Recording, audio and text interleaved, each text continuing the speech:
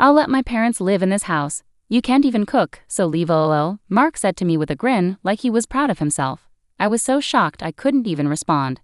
There is no way I would let my parents live in my house and then try to move in with my in-laws without my permission, and try to kick me, the owner of the house, out.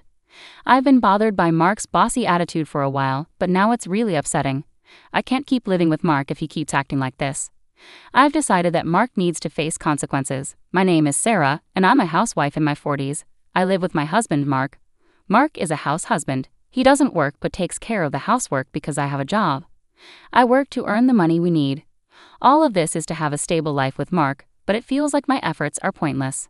Mark has a very controlling personality. It's not that I think there's anything wrong with being a stay-at-home husband or that men should always work, but even though he's not working, he acts like he's the one in charge and is protecting the house. Out of the blue, Mark would say something like, "I'm so tired today, I want some ice cream, go buy it for me," while lounging in the living room at 11 p.m. The convenience store isn't far, but after a hard day at work, I was exhausted and annoyed by his demanding attitude. "Why don't you go get it yourself? It's just a short walk to the store," I replied, sounding harsher than I intended. That's how much Mark's behavior irritated me. When I refused, Mark chuckled and said, "You think that's how you should behave? You never know what will happen if you upset your husband. He always acts like he's the man of the house and deserves respect because of it."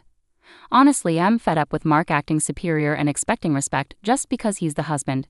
Every time he behaves this way, I feel more and more frustrated and unwilling to deal with him. At that moment, I realized that if I kept dealing with Mark on top of my already stressful job, my stress would become unbearable. So I said, "I'm really tired. I'm sorry, I'm going to rest in my room." But Mark didn't like my response and stopped me, saying, "Wait, what's with that attitude towards your husband? I could kick you out right now if I wanted to. Do you think it's alright to upset your spouse like that?" He looked angry. Who does he think he's kidding, acting like the boss when he doesn't even work? He can upset me whenever he wants, but heaven forbid I upset him. It's just like a child's tantrum. "I'm sorry, but I'm really exhausted. Please understand," I said with a forced smile, not wanting to talk anymore. Mark sighed deeply and muttered, "You're such a disappointment as a wife." At this point, I didn't have the energy to argue, so I just said, "I'm sorry," again and went to my room. Day by day, I was worn down by Mark's overbearing behavior, but I didn't have the energy to confront him about it. That's how exhausted I was. Then one day, I caught a bad cold. The doctor said it was a stress-induced fever, and the first thing that came to my mind was Mark. I was so sick that I couldn't move, so I took a day off from work and could only lie down in bed. When I told Mark about my condition, he snapped, "A cold? That's just an excuse. Go to work, you're useless." His words seemed to make my fever spike even higher. He added, "I won't be taking care of you. This is your mess, deal with it." So I was left alone in my room, moaning from the fever. There were no ice packs or anything to help. I was too weak to prepare anything for myself, and I didn't want to face Mark again for fear of more verbal abuse. My temperature reached 103 degrees Fahrenheit. The fever was so high that my body was drenched in sweat. I couldn't even get up to change my clothes, even when they were soaked. I thought, how much easier would it be if I could just pass away with these thoughts? I endured a painful night alone. Maybe it was the fever, but I couldn't sleep at all. Even when the sun set and it was time to see the night sky, feelings of loneliness and doubt overwhelmed me, and it was unbearable. I really wanted Mark to help, not necessarily to bring down my fever, but just to get me an ice pack, bring a cold compress, and say, "Are you okay?" But that was just a fantasy. The words I actually received tore at my heart, leading to new anxieties that tormented me. Why must I be the only one to feel this way? What did I do wrong? Why can't things go well with Mark? Once these thoughts started, I couldn't stop the tears. It was just so painful. After about 3 days of rest, my fever finally subsided and I was able to return to work. My colleagues and bosses were concerned, asking, "Are you sure you're all right?" But my health was improving, and more than anything, I had to support the household. When I mentioned that I couldn't afford to take more time off, they seemed even more worried. Their kindness, which was so much more than the attitude I received from Mark, brought tears to my eyes. I guess my emotional breaking point was close. A voice inside me was screaming that I couldn't deal with Mark any longer. I was ignoring that, pushing myself too hard. This way of life wouldn't last forever. Someday I'd reach my limit and wouldn't be able to get back up. Deep down I knew that, but I didn't have the presence of mind to deal with the situation before reaching my limit. By this time my affection for Mark had already faded, but I didn't have the energy to start planning to live separately. How could I clear these feelings? With these worries I worked hard every day, came home exhausted, and dealt with Mark's whims. This was my daily life. One day while I was relaxing in my room, Mark called out, "I have something important to discuss. Come here." It had been a long time since we had a serious talk. Usually Mark wouldn't inform me about various things and would make significant decisions on his own, so with a sinking feeling, I wondered what this was about. As I sat down for the discussion, Mark, with an excitement I'd never seen before, said, "I'll let my parents live in this house. You can't even cook, so leave." Oh. The first word that slipped out was, "What?" "You need to leave because you're living with my in-laws," he continued. I couldn't accept the reality of Mark's utterly selfish remarks, but he continued pushing forward with the conversation. He wanted to change the ownership of the house so it belonged to him and his parents. He planned to divorce me and start a new family, stating that his decision was final, and my opinions wouldn't change it. I felt overwhelmed by decisions made without any regard for my feelings. My parents were thrilled when I suggested they move in with us. They've missed me, and I need to take care of them as the head of the household. Mark, full of himself with his man-of-the-house mentality, only thought about his own needs. I knew I couldn't go on with Mark any longer. My heart told me it was impossible. Ignoring my feelings, Mark chuckled, "You love me so much, don't you? I know this is shocking coming from a husband you love so dearly, but I'm sorry. I just want to take care of my family. Please understand," Mark said in a tone that felt like a rebuke. But I wanted to respond, "That's not true at all." I had no affection left for Mark. What remained was disbelief at his selfish actions and regret for not ending things sooner. Why hadn't I left him earlier? If I had, Mark wouldn't have taken advantage of me so much or been so selfish and arrogant. I even despised my past self for being too weak to let him go. Seeing my distress, Mark seemed to misunderstand, thinking I still loved him and didn't want a divorce. But that couldn't be further from the truth. My feelings for Mark had faded long ago. All that was left was disgust for a man who thought I still cared despite everything. To make myself clear, I spoke up, "Fine then, I'll leave." At those words, Mark exclaimed, "What?" Clearly he hadn't expected me to agree to a divorce and leave so readily. He needed to realize that the old me, who used to bail him out, was gone for good. From now on, whatever happens to Mark, I won't be there to help him because we won't be a couple anymore. Seeing my determination, Mark looked shocked and frozen in place. I seized the moment to head to my room and pack the essentials. I couldn't take larger items today, so I'd have to arrange for movers later. As I prepared to leave, Mark hurried over and asked, "Are you sure about this? If we divorce, we'll be strangers." I smiled and replied, "I've already fallen out of love with you. Letting go feels like a weight lifted off my shoulders." Hearing this, Mark stood there looking lost. I nodded, said, "Thanks for everything," and walked out of the house. Mark had a worried look on his face. After I returned to my parents' place and explained everything, they were furious with Mark's behavior at first, but calmed down once they knew I had a plan. I started recovering at my parents' home while sorting out various matters, starting with the divorce. After sending the divorce papers, I received a message from Mark. "Are you sure about this? I don't know if it's really a good thing, but I don't have any feelings for you anymore. If we've gone this far and he says there's no divorce, that would be a problem. I feel so much better now that you're gone, so fill out the divorce papers quickly." When I replied, there was no response. A few days later, I received completed divorce papers from Mark, with his sections already filled out. I promptly completed my parts and submitted them to the county office on the same day. Now Mark and I are officially divorced. I no longer have to support the household as Mark's wife. During the divorce, we divided our assets. Mark got the house as he had originally insisted on it, so I transferred ownership to him and decided to move on. The house was never really comfortable for me anyway. It had been more of a burden. Instead, I decided to seek alimony from Mark. His parents covered it since he wasn't working, but now he's actively job hunting, likely planning to repay them once he finds a decent job. However, reality doesn't always follow plans. A month passed after the divorce was finalized, and I moved out of my parents' home into a new place, enjoying a peaceful life. Then I received a call from Mark. Honestly, I found it annoying. I immediately guessed why he was calling, but ignoring him might lead to more complications. So, knowing I'd have to talk to him sooner or later, I decided to address it now for the sake of my own future.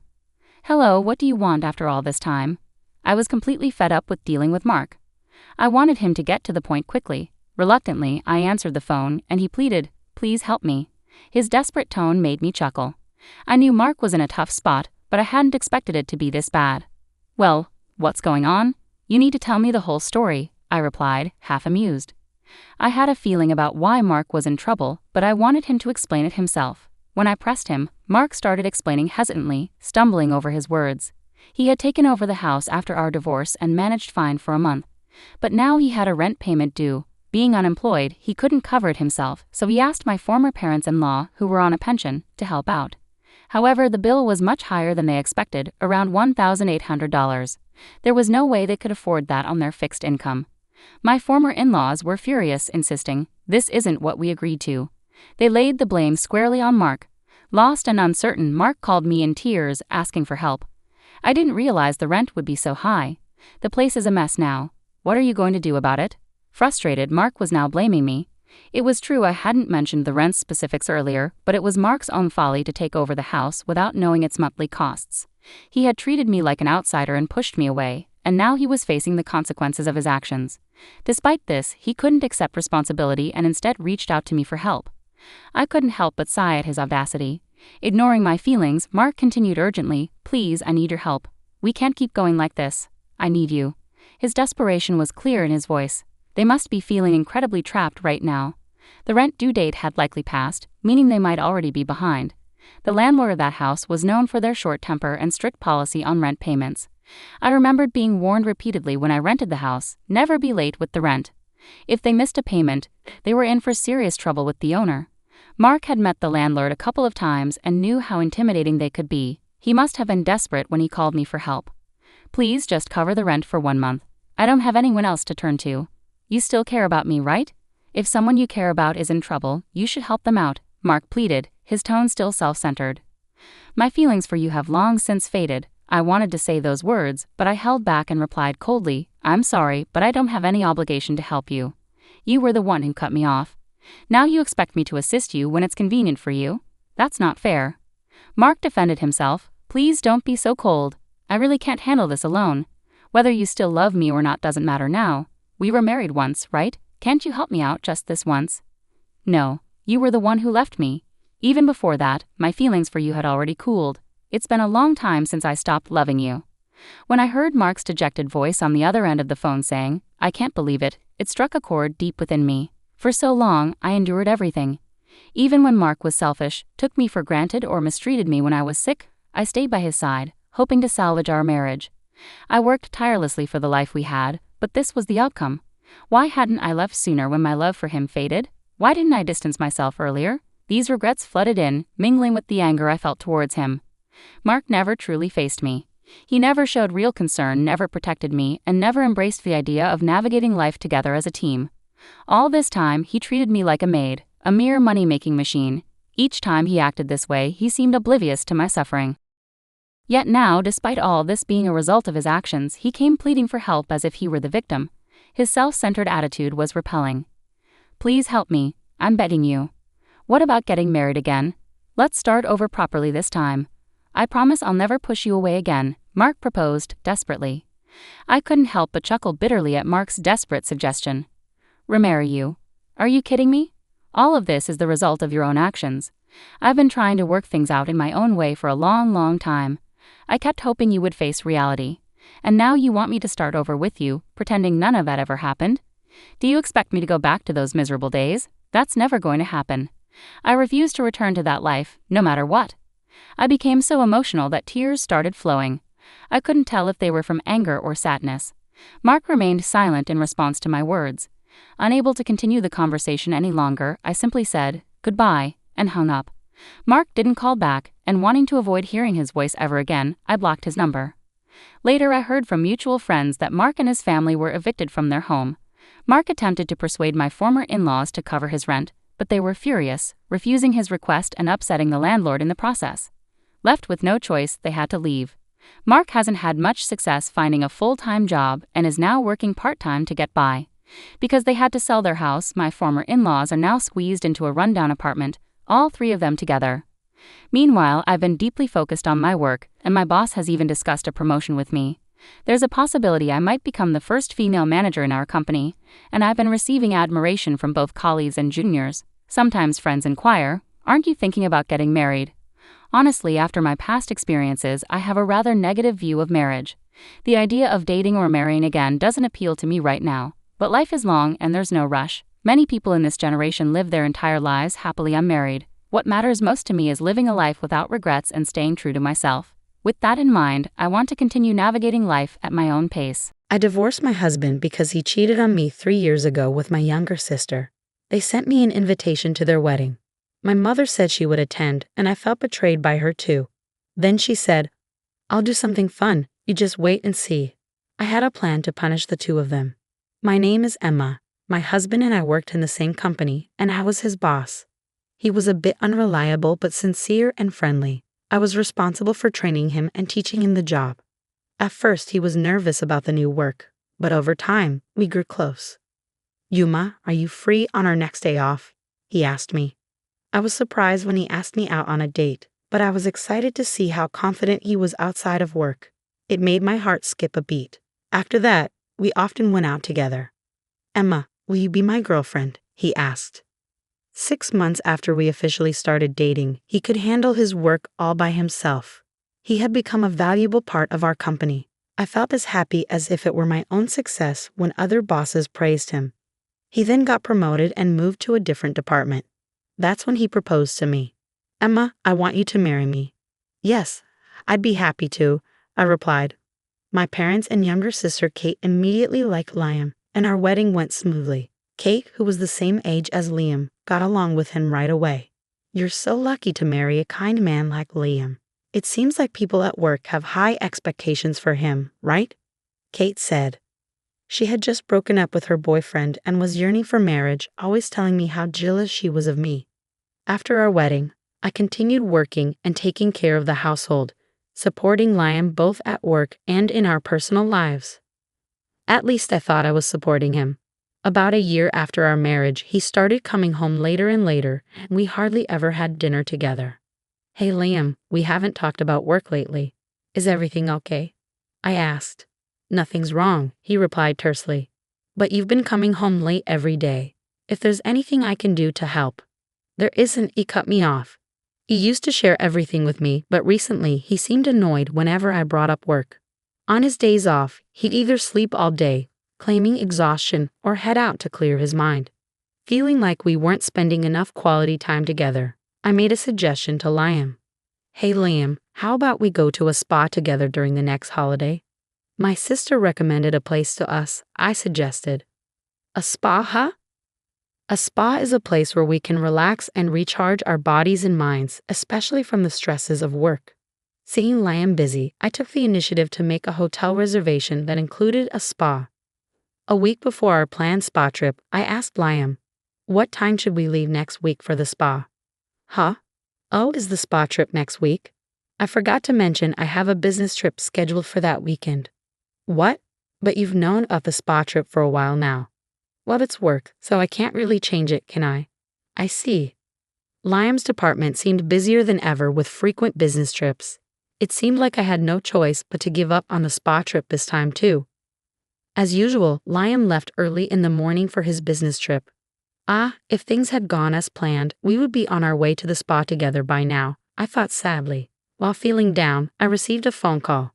It was from the hotel where I had booked a reservation.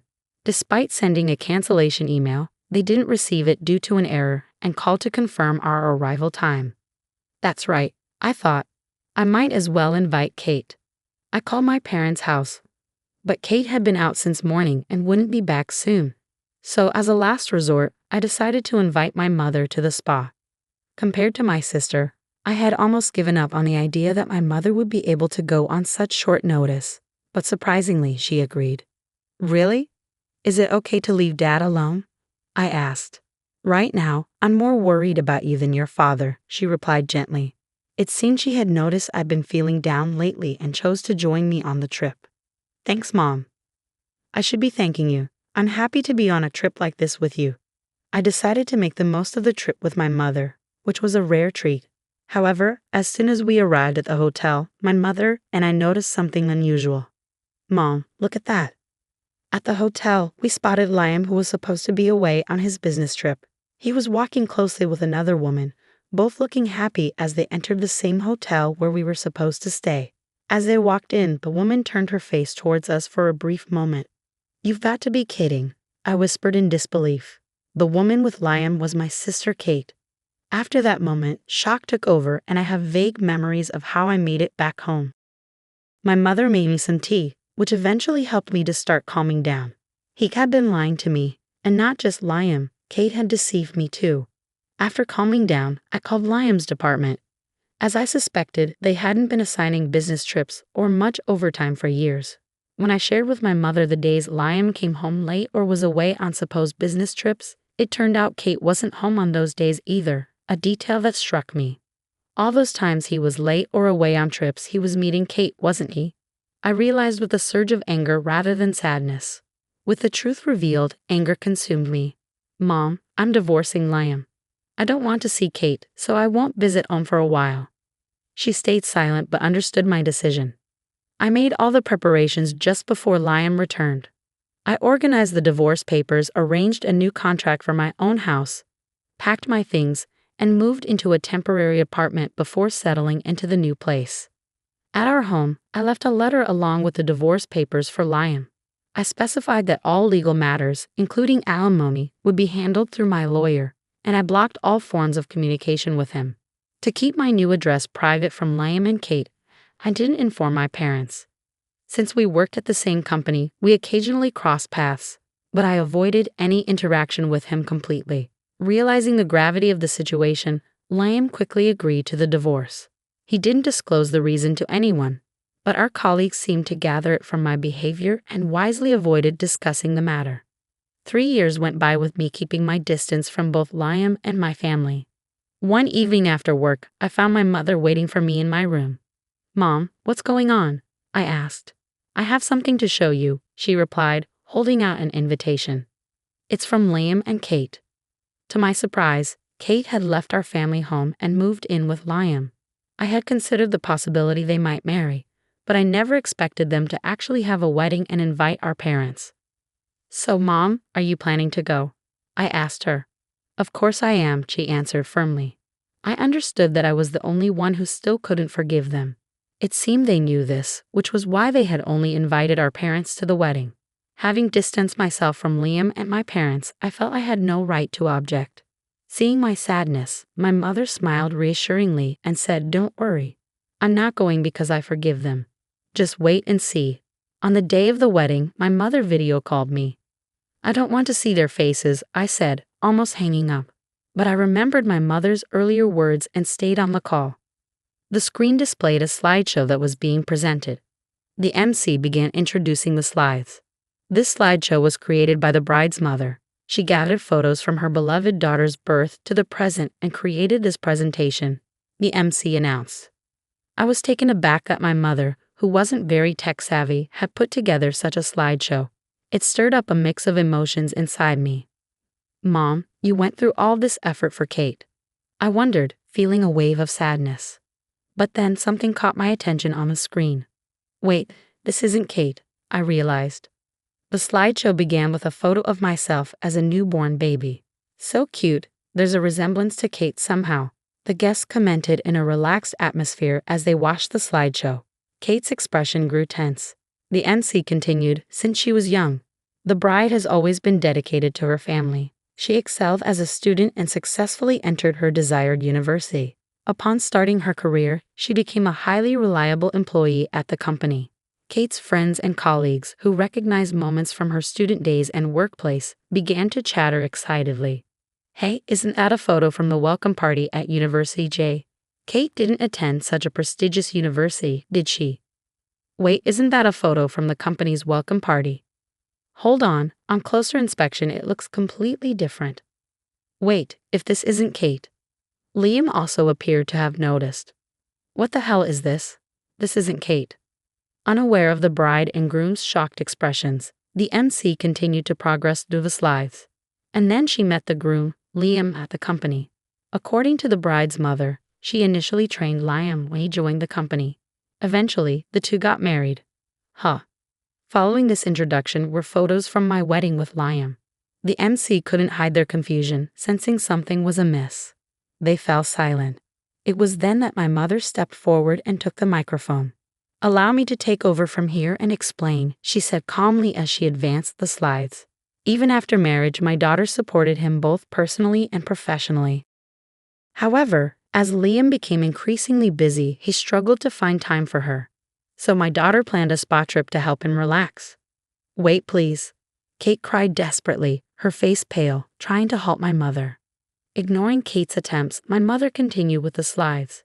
The next photo showed Liam and Kate entering the spa hotel together, looking very close.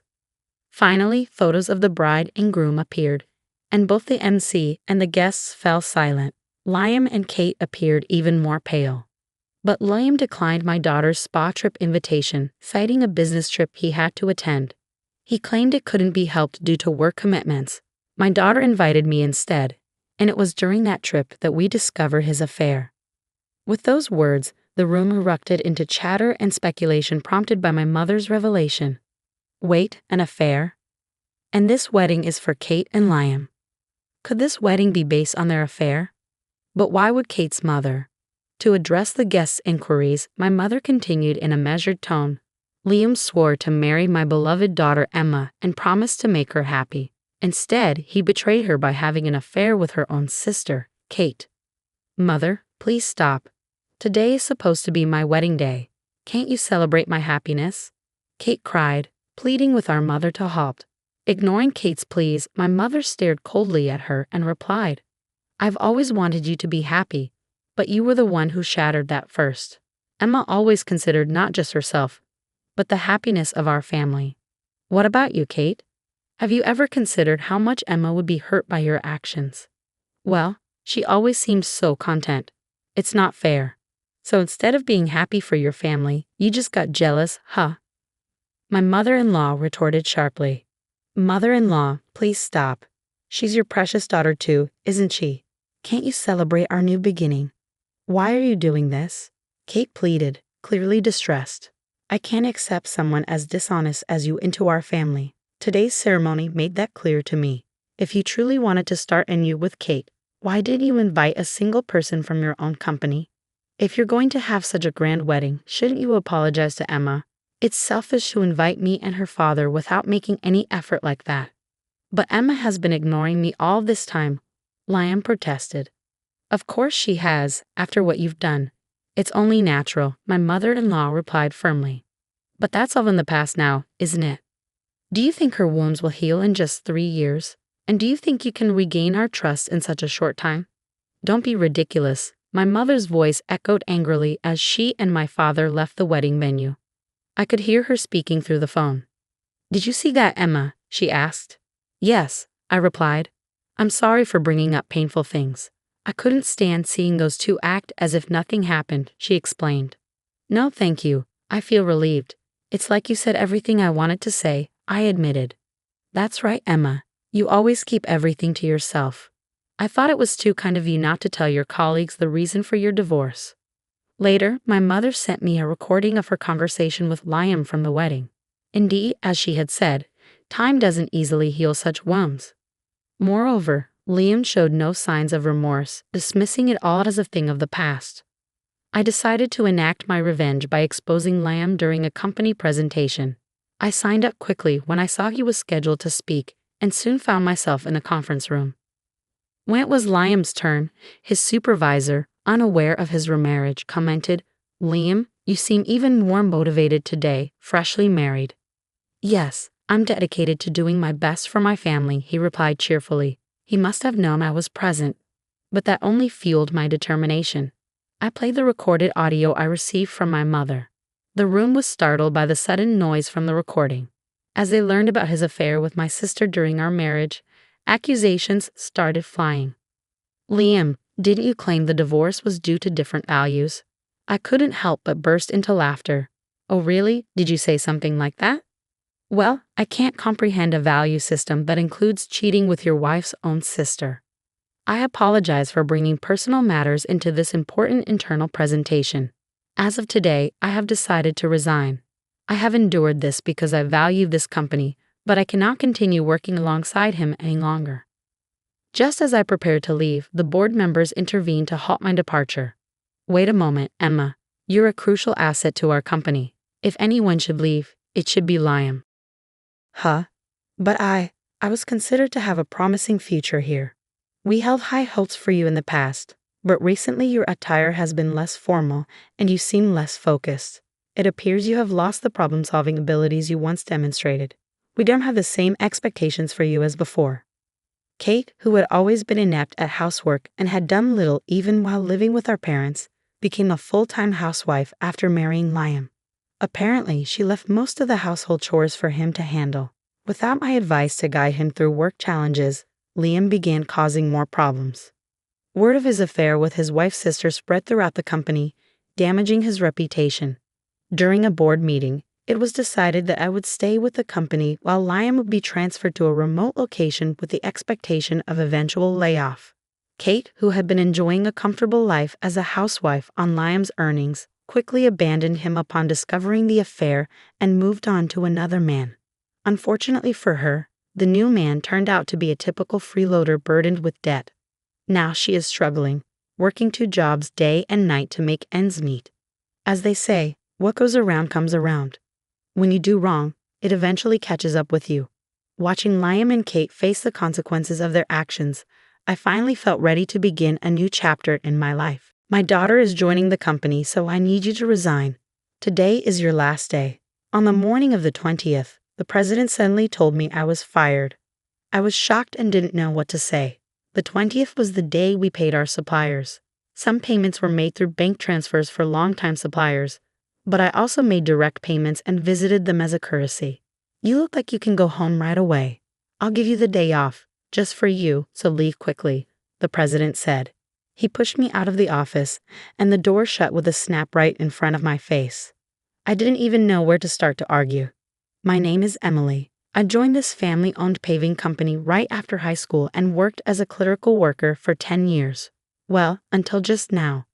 The company had about 20 employees, and when the current chairman was the president, the workplace atmosphere was great. It was an easy place to work. The chairman, now retired, used to work closely with the younger employees, and his wife, Catherine, would come in every day to help with various tasks until he was hospitalized. Their daughter, Kelly, was skilled in both field and office work. Her husband was the site manager and was trusted by the on-site employees. Even though they were the founding family, they never acted superior or looked down on the employees. It would have been wonderful if this enjoyable and smooth-running company life had continued, but unfortunately, reality wasn't so kind. At the end of last year, the chairman was diagnosed with cancer during the company's group medical examination. He decided to retire as president and appointed Kelly's husband, the site manager, as the next president. Both the employees and I unanimously agreed. We all thought the chairman should focus on his treatment and wished for his long life. However, suddenly, the chairman's eldest son, Tom, appeared with his family. I didn't know where he heard the news from. It turns out the chairman had another child besides Kelly. Tom had been disowned about 30 years ago, and I didn't know about it at all. According to the senior employees, Tom was a troublemaker in his youth and often had run-ins with the police. Whenever he caused problems, the chairman and Catherine would go and apologize. After dropping out of high school, he got involved in multi-level marketing and fraudulent activities, which finally led the chairman to disown him. Despite being out of touch for a long time, Tom suddenly appeared one day, pleading with his father, "Dad, I've realized my mistakes. Please forgive me." I was shocked to witness this in our small company, where the president's office and clerical room were one and the same. Tom expressed a desire to reconcile and work in the company, but his past made it hard to believe his sincerity after being disowned. "I apologize to everyone, but I ask you to give Tom another chance," the chairman said, pleading with everyone present. Kelly and the senior employees knew about Tom's troubled history and couldn't fully celebrate, but they couldn't refuse the chairman's heartfelt request either. So Tom and his family moved into the annex of the chairman's house, with Tom becoming an employee and his wife taking on household duties. I saw their daughter only once when she visited the company. She seemed to be a college student. The chairman believed Tom had changed for the better after facing hardships in life. Catherine was overjoyed that Tom had returned with his family, talking about rebuilding the company together. However, soon after, a problem emerged. Tom insisted on something. "I'm the eldest son, so I should be the next president," declared Tom, straining his relationship with Kelly and the site manager. Despite pretending to work diligently in front of the chairman, Tom actually did very little. He frequently made demeaning remarks like, "Physical labor is for the workers, and you're all just worker ants, work silently." Naturally, his behavior quickly made him unpopular with everyone. Some of the younger employees even went directly to the chairman, saying, "I can't work under these conditions." However, both the chairman and Catherine pleaded with everyone, saying, "We will talk to Tom about this. Please try to see the bigger picture." Then, due to stress or other reasons, the chairman's cancer suddenly worsened and he was hospitalized 3 months ago. Tom declared, "I am the president." Despite employees advising the chairman and Catherine to stick with their original plan of appointing the site manager as president, they ultimately chose Tom, their biological son, over their daughter's husband.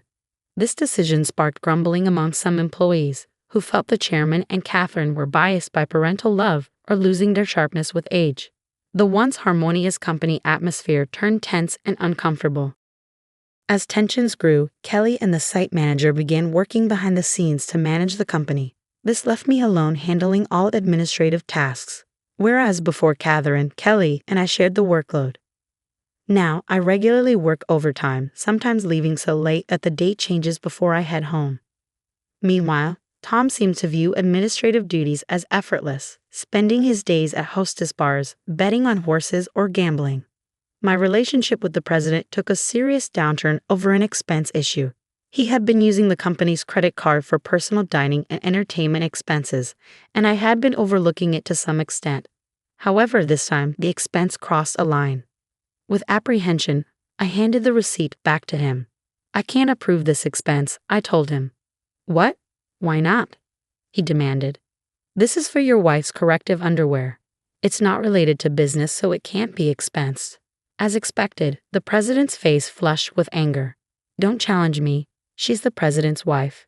It's natural for her to dress well. This is a valid expense." "No, that's not how it works. Your wife's underwear can't be considered a business expense." I stammered, struggling to comprehend how the president could justify a $4,000 expense for his wife's corrective underwear. His next suggestion left me even more bewildered. "Then let's turn selling corrective underwear into our new business venture. We'll categorize it as inventory so it counts as an expense." The president seemed pleased with his idea, but I was at a loss for words. "We're a paving company," I managed to say. "So what? We can threaten clients that if they don't buy from us, we'll cancel their contracts. Everyone will buy. It's easy money, $2,000 for one, $4,000 for a set." The president chuckled loudly, but I felt horrified. "That's absolutely unacceptable. It will damage our credibility." I snapped at him in anger. From that moment on, I became the target of the president's disdain. Day after day, I endured constant berating from him. The situation became so difficult that I considered quitting many times. However, I continued to endure and work, driven by my loyalty to the chairman who had always supported me and my concern for the team who would struggle if I left. The truth was, I couldn't afford to lose my job suddenly either. I decided to tough it out until the right moment to move on. But then, unexpectedly, I was fired. If I quit abruptly now, it will cause problems for our clients, I thought to myself. Taking a deep breath, I gathered my courage and confronted the president. "I can't do this. I can't just leave without proper notice and handover. Even your daughter wouldn't be able to handle the workload. Besides, today is the day we need to handle payments," I said in one breath, fully expecting the president to erupt in anger. As expected, the president's face turned red with anger. "Shut up. I told you to resign because my daughter is joining the company. Today is your last day. As for the payment, let them wait until they come to collect it. There's no need to pay them up front." "Excuse me, isn't it normal to pay for something once you buy it?" I was shocked and explained it patiently, as if talking to a child. But the president responded with something so unreasonable that I couldn't believe he was being rational. "If that's the case, just threaten to switch suppliers. Tell them we won't make the payment this time, so they should give it to us for free." "What? That's not something we can do, is it?" I was so stunned that I couldn't find the right words to respond. "You're completely useless. My daughter has a college degree. She can handle office work easily. As family, she won't question my expenses like you do. You're all talk and no action. We don't need someone like you in our company. Leave now," the president sneered. It seemed clear he intended for his daughter to handle accounting so he could justify personal expenses as business expenses. "Oh, is that so? Just remember, I won't regret this," I replied. Words were futile at this point. My patience had worn thin. I quickly gathered my belongings and left the company, feeling sorry for our clients. I called Kelly, despite knowing Catherine and Kelly were busy with the chairman. This was urgent. I explained everything and trusted the rest to Kelly. Once I left the company, I suddenly found myself with nothing to do. Being fired without notice clearly violated labor standards laws. If I reported this to the labor standards office, the company would be in trouble. Since our company was part of the middle company payment system, I could claim my severance pay and 1 month's salary. This system supports small and medium-sized enterprises that can't afford severance pay on their own. I didn't need to rush because I could apply within 5 years from my retirement date, and the Labor Standards Office had a 2-year statute of limitations. With my professional habits, I planned out the necessary procedures and timeline for retirement. I decided I could take it easy for at least a week. Lately, I had been working overtime and weekends nonstop, leaving no time for myself at home. There were many places I wanted to visit once I settled down, so I chose to go on a day trip to the beach for a refreshing break. After enjoying myself at the beach, I checked my phone in the locker and found several missed calls, emails, and voicemails. Among them, Kelly's email caught my attention. It said, "The payment process went smoothly. Everything is in order." I felt relieved. Despite the abruptness of my dismissal by the president, I couldn't shake the guilt of leaving my job in anger. Next, I listened to the voicemail from the company. It was the panicked voice of the president saying, "Hey, what's going on? They're saying I'm not the real president. Did you know about this? Explain yourself."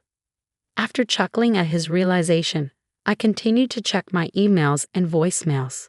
Among them was a message from the chairman, so I promptly headed to the hospital. Arriving at the hospital room that evening, I found Catherine and the president already there. As soon as the chairman saw me, he greeted me from his bed.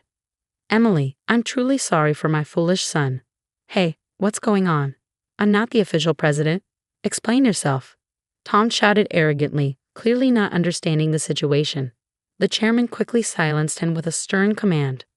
"Quiet down." It turned out that right after I had called Kelly, she promptly informed the chairman and Catherine. Upon receiving the news, the chairman immediately contacted Tom, who was acting as president, and asked, "Do you really not know anything? So what's the truth?" I calmly explained to the president, who was still shouting in confusion. "Essentially, Tom, you didn't have any legal authority. Your role as president was just a title. It might seem confusing, but in business terms, president is a position within the company and doesn't hold legal standing like a representative director does. The representative director is the one legally responsible for the company's actions externally. It's a different and more formal role that requires specific legal procedures to change." I continued, "While the title of president can be changed informally within the company, altering the representative director involves complex legal processes. That's why your position didn't carry the legal weight you assumed it did." 3 months ago, when Tom was appointed president, there was strong opposition from Kelly, the site manager, and veteran employees. That's when I proposed a strategy. Tom would be a figurehead president while the chairman remained the legally responsible representative director. As someone familiar with company procedures and laws, I knew the complexities involved. Under my plan, if Tom showed genuine dedication and won over all employees, then we would initiate the legal process to formalize his presidency. However, if Tom failed to prove himself fit for the role, the backup plan was to either remove him or even consider closing the company, while Kelly and the site manager prepared to launch a new venture. Kelly doubted Tom's ability to change. The chairman and Catherine continued to believe in Tom until he unfairly dismissed me, which seemed to awaken them to his shortcomings. "If you want to be a leader, learn and take care of your employees. I've told you this many times," the chairman emphasized. Tom retorted, "It's not a big deal, right? Can't we just handle the procedures now?" "No, it's not possible," the chairman explained. "Our company offers stocks to employees who want them, and many of them own shares. Emily owns 10%, making her a major shareholder. We can't disregard her views, and other shareholders won't support you either." As the president began to understand the gravity of the situation, his face paled. "What? I don't have any shares." "None. I plan to pass on my shares to you once you prove yourself as president. I'm deeply disappointed in you. Were you only interested in my wealth, thinking I didn't have much time left?" The chairman slumped in despair, and Catherine remained silent, visibly upset. Defiantly, the president responded, "Well, I'm the eldest son. What's wrong with taking what's rightfully mine? The company belongs to me. I can't forgive you anymore. The chairman bears full responsibility as the representative director of this company. Moreover, I'm a shareholder. I have the right to call for a shareholders' meeting and propose your removal," I asserted firmly. The president's face drained of color as he grasped the implication of removal. "You mean I could be fired? Dan, you were just a clerk." "Tom, Emily is right. At this point, no one will support you. Emily was the only one who spoke up to give you a chance," Catherine interjected. Then Catherine turned to me. "Emily, I owe you a sincere apology. I regret causing you trouble because of my love for my son. Please tell me what you'd like to do." I confronted the president directly. "Mr. President, I no longer wish to work under your leadership, so I am resigning immediately. However, I expect to receive my severance pay, along with 1 month's salary including unpaid overtime and holiday pay. As a shareholder, I will also take action through the Labor Standards Office to remove anyone who is detrimental to the company." I spoke calmly, and as I did, the president's complexion shifted from pale to completely white. Continuing, I informed them how Kelly had been actively visiting clients and successfully promoting our new company. Many clients had already decided to switch from our current company to the new one, and most of our employees were planning to follow suit. "That's impossible. I'll sue you," the president threatened, his voice cracking. But the chairman intervened firmly. "I am the representative director. You have no such authority." The president collapsed to his knees, and I felt a mix of emotions: regret, disappointment, and a sense of closure.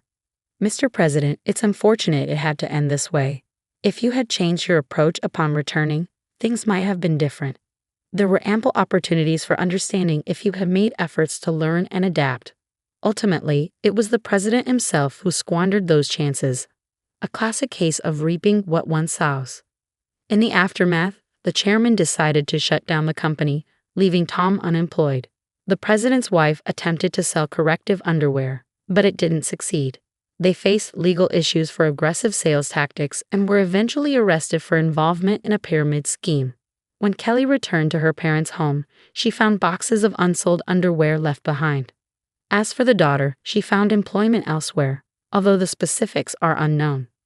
I now work happily at Kelly's and the site manager's new company. I cherish my relationships with others and strive to live authentically each day. When my husband found out that I couldn't inherit my father's money, he started yelling.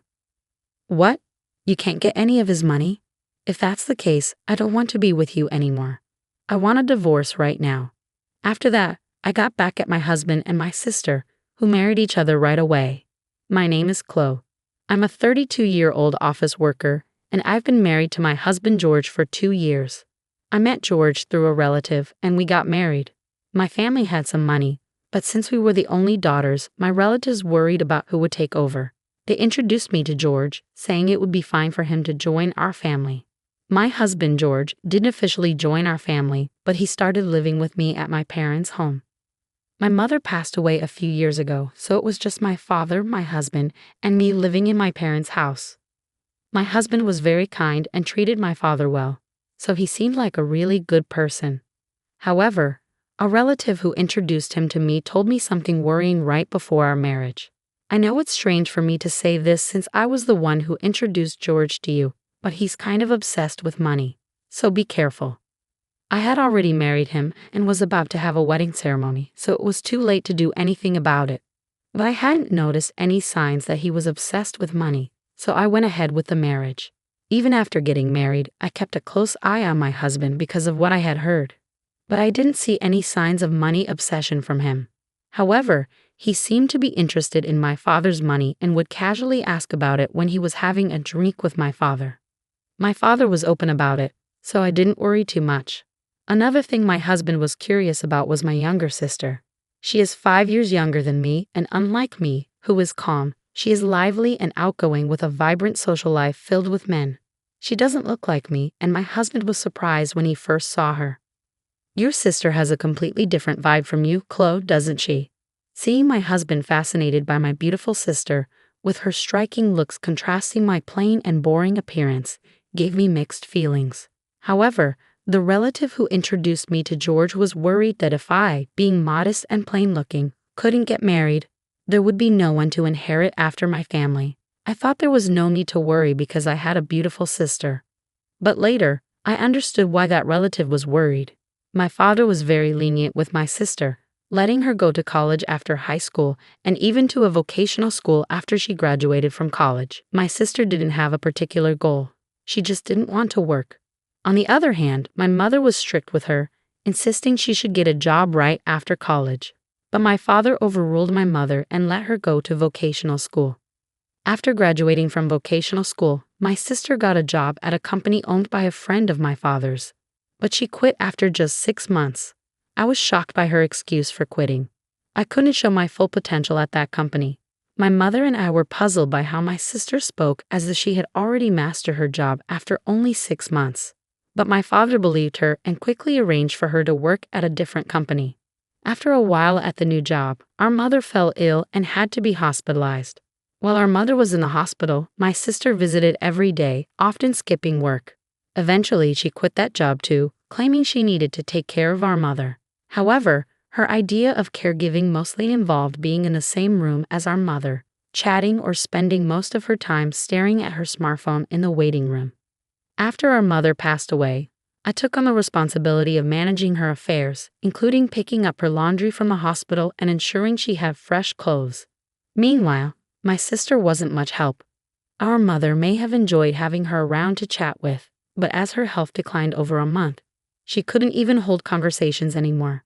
Within 2 weeks of her condition worsening, she passed away. Both my father and sister were too shocked to arrange the funeral, so I took charge of that. Thankfully, our relatives pitched in, and we gave our mother a proper farewell. Following our mother's death, my sister moved out of our parents' house and started working part-time. However, her earnings weren't enough to cover her rent and utilities, so our father began footing those bills. It seemed she was spending her money on fun rather than saving. Whenever her part-time income fell short, she turned to our father for financial support. Our mother used to be strict with her, so even when she started working, our father didn't give her an allowance. Now, though, he provides her with whatever she needs. I realized that both my father and sister were content with their financial arrangement, so I didn't see any issue. Even after I got married and moved in with my husband at my parents' place, my father continued giving my sister an allowance. At that time, I didn't notice, but it turns out my sister was also asking my husband for money, and he was giving it to her willingly. He couldn't refuse her and told her to keep it a secret from me, saying, "Don't tell Chloe about this, okay? She might get jealous."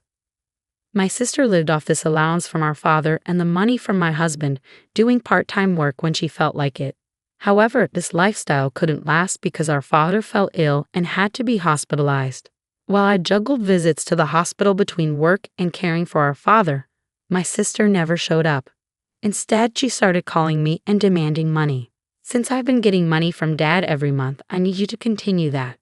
The rent and utility bills are all being paid from Dad's account anyway," she said angrily, revealing this information for the first time. I was furious with my sister.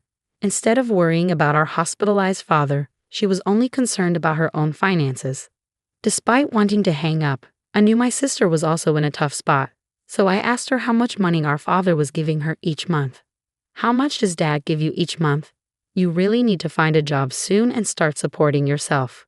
In a grumpy tone, my sister replied, "Stop nagging me. I was getting $1,000 every month, not including rent." I was taken aback by my sister proudly stating the amount. It made me worry that with such a substantial monthly allowance, she might lose any motivation to work seriously. I assumed our father would recover soon after his hospitalization, so I didn't see it as a major issue to keep supporting my sister financially. However, our father's condition suddenly took a turn for the worse, and I urgently reached out to our relatives. The doctor also informed me of his critical condition, leaving me deeply shocked. I desperately needed support from my husband during this tough time, but he claimed to be busy with work and rarely visited the hospital. When he did come, he'd ask insensitive questions like, "Your father must have a huge inheritance, right? Since you and your sister are the only heirs, you'll split it evenly, won't you?" I was speechless in response to my husband's focus solely on the inheritance. It dawned on me that this was what my relatives meant when they warned me about his obsession with money. I felt a deep sense of disappointment. Even when I called my sister to tell her about our father's critical condition, she only cared about her own financial needs. Forget about that. Just make sure you keep sending me money every month. I can't survive without it. The call ended abruptly. I was furious at my sister's selfish words, but I also felt uneasy hearing a faint male voice in the background that I recognized all too well. It gave me a sinking feeling. About a month later, our father passed away, but neither my sister nor my husband was present in his final moments. Having gone through my mother's funeral, I understood the weight of organizing such an event. To add to the burden, neither my husband nor my sister offered any help. My sister didn't even attend the funeral. My husband did show up, but as soon as it ended, he disappeared, citing work. Even the relative who introduced us noticed his absence and questioned me about it. "What's going on with your husband? It's odd for him to be missing like this, isn't it?" All I could manage was a bitter smile in response. "He seems tied up with work. He had to head back home," I explained to the relative, who sighed in response. Yet it was I who wanted to sigh just as much. After the whirlwind of my father's funeral settled, my husband approached me with a smirk on his face. "Finally done, huh? So how much did you inherit? Even if it's split between the two of you, it's gotta be a tidy sum, right?" As warned by my relative before our marriage, it seemed my husband's mind was preoccupied with thoughts of my father's inheritance. Disheartened by his attitude, I replied casually, "My sister gets $100 million and I get nothing." I hadn't even spoken to my lawyer yet, and with the funeral just behind me, I hadn't sorted out my own emotions. Seeing my husband so eagerly discussing the inheritance made me feel like laughing out loud in disbelief. Without missing a beat, my husband erupted. "What? You can't inherit any of his assets? In that case, I have no reason to stay with you. Let's get a divorce right away." Feeling similarly, I shot back, "Fine, let's do it. You married me for my father's inheritance in the first place, didn't you? I'll divorce you." As I said this, I handed him the divorce papers I had already prepared. He seemed a bit taken aback as I brought them out, almost as if he expected it, but he signed them nonetheless. Just before leaving, he uttered these words as my now ex-husband. "I'll divorce you since you have no inheritance and marry your sister Emily to get the $100 million. Despite that, I promptly filed the divorce papers, severing ties with my deceitful husband. The next day, it seemed he had already submitted a marriage certificate with my sister. A few days later, I received a call from him. Still believing his delusion, he shouted, "When are we starting the inheritance process? Get Emily her $100 million as soon as possible." I had been expecting his call. I didn't want to be the one reaching out to him, as he had left our home on his own.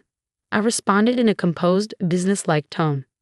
"Let's discuss it at my place this Sunday. I'll be prepared for the proceedings." My ex-husband, believing he was about to cash in on an inheritance, hung up the phone with joy. Little did he know, I eagerly anticipated his reaction when he learned the truth.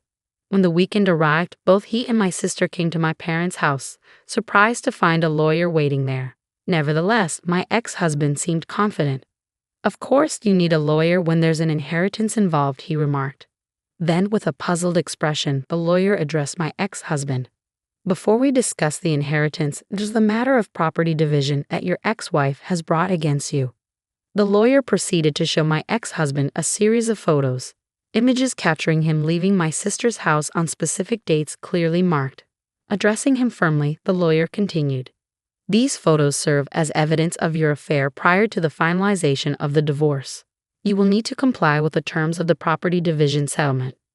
I had overheard my ex-husband discussing the inheritance on the phone with my sister, prompting me to instruct my lawyer to investigate his infidelity. Perhaps thinking I was preoccupied with my father's funeral, my ex-husband and sister had been meeting almost daily at her house, providing ample evidence for my case. Both were taken aback when the conversation shifted from inheritance to their affair. But my ex-husband quickly composed himself and countered, "Property division is nothing compared to the $100 million inheritance. I'll settle it immediately." As the lawyer presented the documents, my ex-husband, still speaking with arrogance, signed them without hesitation. Once confirmed, I calmly informed him, "Enjoy your life with my sister, who gets nothing from inheritance. Since you've signed, I'll ensure the property division is enforced." Upon hearing she inherited nothing, my sister exclaimed, "What? Why do I get nothing? I'm supposed to receive $100 million." My ex-husband also turned red and shouted, "There's no way, there's no inheritance. I won't let you take it all." The lawyer intervened calmly, addressing their anger. Emily is actually the biological child of Chloe's late mother from a previous relationship and was never formally adopted by Chloe's late father. Therefore, Emily, you cannot inherit your father's estate. I also explained to my bewildered sister, "When our parents remarried, Emily, you were about 1 year old. You probably don't remember, but I recall it vividly. I was 6 years old at the time and was thrilled to suddenly have a sister. Never did I imagine that this same sister would end up taking my husband. Our parents, both burdened with young children from previous marriages, aimed to strike a balance between us when they remarried and began parenting together. My mother loved me as her own daughter, and my father cherished you, Emily. Perhaps he spoiled you more because you weren't his biological child, being overly cautious. Despite both of them remarrying with children, my mother, suspected by some relatives of being interested in my father's assets, chose not to officially adopt you. Those relatives who consistently recommended suitors for me did so knowing I was the sole heir to our father's wealth.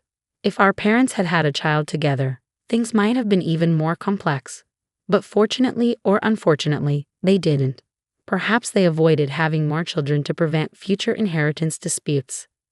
Now understanding that my father had been financially supporting my sister even into her adulthood because he couldn't leave her his inheritance, I realized the extent of their relationship.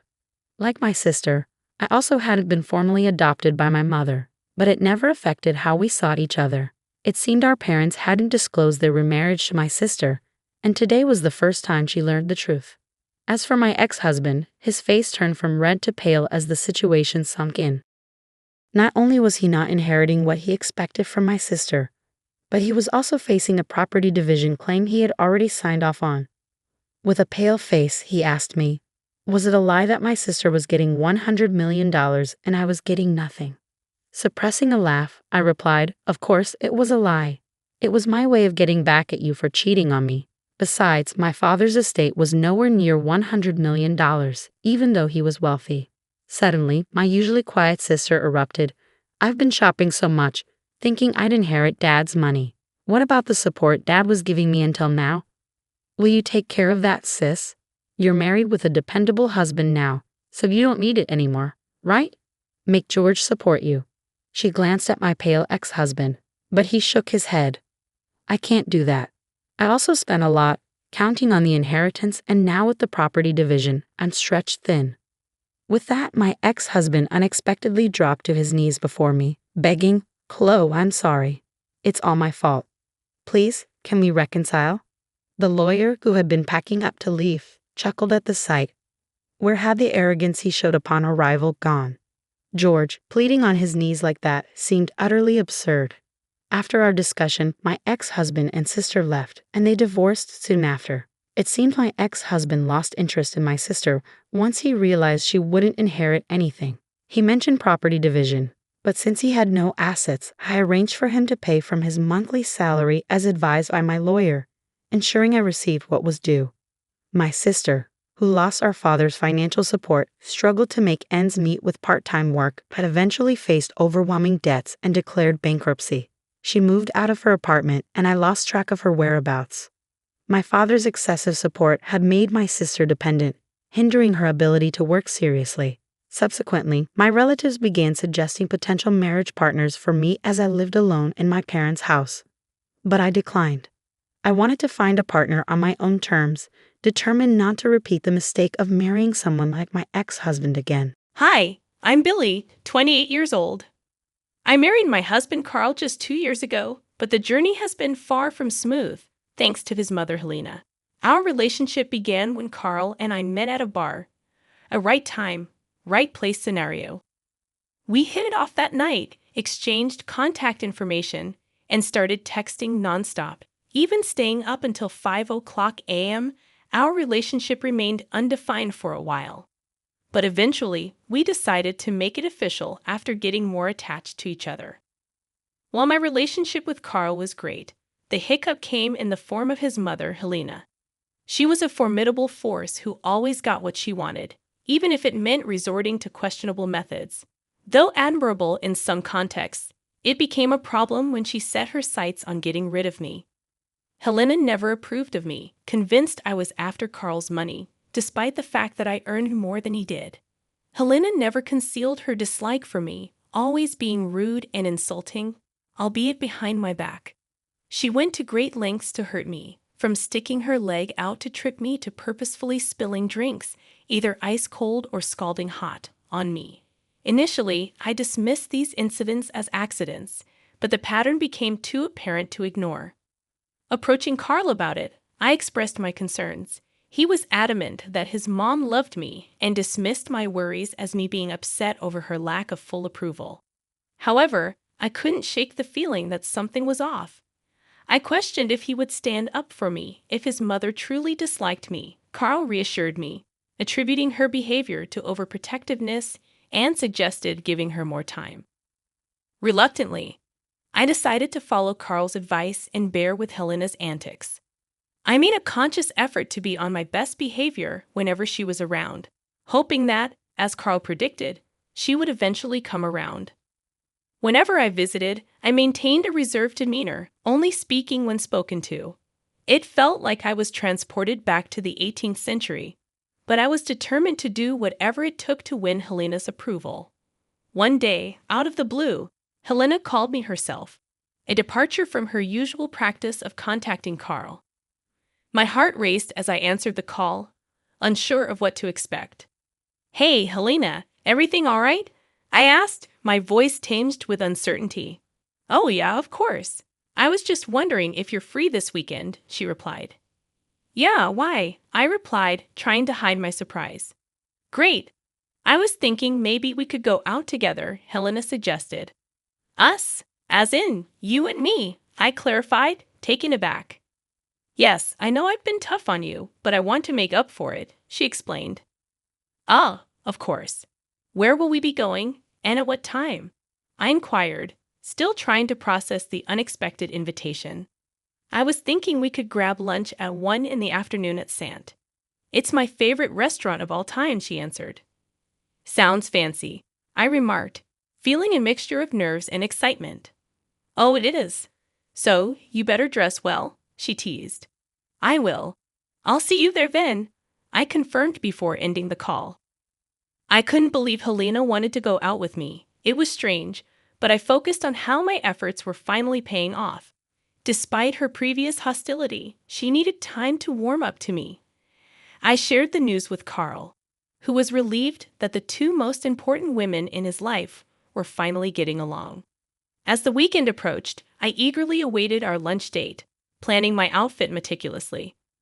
When the date arrived, I chose a beautiful pantsuit that Carl assured me Helena would approve of. Upon arriving, Helena scrutinized my attire with a hint of disapproval. Nevertheless, I remained optimistic, grateful that she wasn't berating me for my choice. Once inside the restaurant, we were promptly seated, and our waitress approached. Something about her seemed familiar, and then I saw her name tag, Daisy. It clicked in my brain. Daisy was my childhood best friend. We were inseparable growing up, practically sisters. However, life took us in different directions when her family moved away during 7th grade. Memories flooded back as I recalled our tearful goodbyes and countless sleepovers. Despite the distance, our bond remained strong, but eventually our lives diverged. We both made new friends, and our once frequent contact eventually dwindled to nothing. Over the years, I occasionally reminisced about our past, but as time passed, I gradually forgot about her. However, fate had other plans, as there she was, working as a waitress in the upscale restaurant where Helena had invited me. As Daisy approached our table to take our orders, it seemed like she recognized me too. We exchanged pleasantries, and as she cross-checked our orders, she accidentally spilled water on me. Apologizing profusely, she discreetly left a note on my pants. Confused, I glanced at her, and she subtly nodded towards the note while continuing to dab at my lap. Curious, I discreetly read the note, which urgently asked me to come to the washroom. puzzled and concerned. I excused myself and made my way there. After a brief wait, Daisy walked in, ensuring the stalls were empty before hugging me tightly. Surprised, I reciprocated and greeted her, expressing my delight at seeing her again. As we caught up, Daisy hesitated, indicating that there was something important she needed to tell me. "What's wrong? Is everything okay?" I inquired. "With me, yes, but with you, it's not going to be," Daisy replied, concern etched on her face. She explained that she overheard Helena, who was sitting in front of me, discussing plans to poison her daughter-in-law's food with something she was allergic to. "Holy crap, that's your mother-in-law?" I exclaimed, shocked by the revelation. "Yeah, and I'm pretty sure she was talking about you." "I wanted to be careful about any other woman she might bring here," Daisy clarified. "What in the world are you talking about?" I asked in disbelief. "I overheard her planning to poison her daughter-in-law. I'm warning you just in case." "Run," Daisy urged, her expression grave. "Wait, are you sure it was her?" I questioned. "Hold on," Daisy said, producing a discreetly recorded conversation as evidence. While cleaning their table, I discreetly placed my phone in my shirt pocket, slowing down my cleaning process. Daisy, sensing the urgency, quickly found the video on her phone. As described, the footage revealed Helena and her friend Betty talking disparagingly about me, labeling me a disrespectful daughter-in-law incapable of caring for myself or their son. Helena even boasted about tormenting me to put me in my place, referring to my efforts to gain her approval as pathetic. In the video, Helena outlined her plan to test me by surreptitiously adding finely crushed peanuts to my food, intending to mock my allergy and make a scene. Watching this casual discussion about triggering a potentially life-threatening allergic reaction shook me to my core. Helena clearly identified me as the daughter-in-law she was referring to, and I have a severe allergy that could lead to anaphylaxis. Grateful for Daisy's warning, I thanked her for the heads up.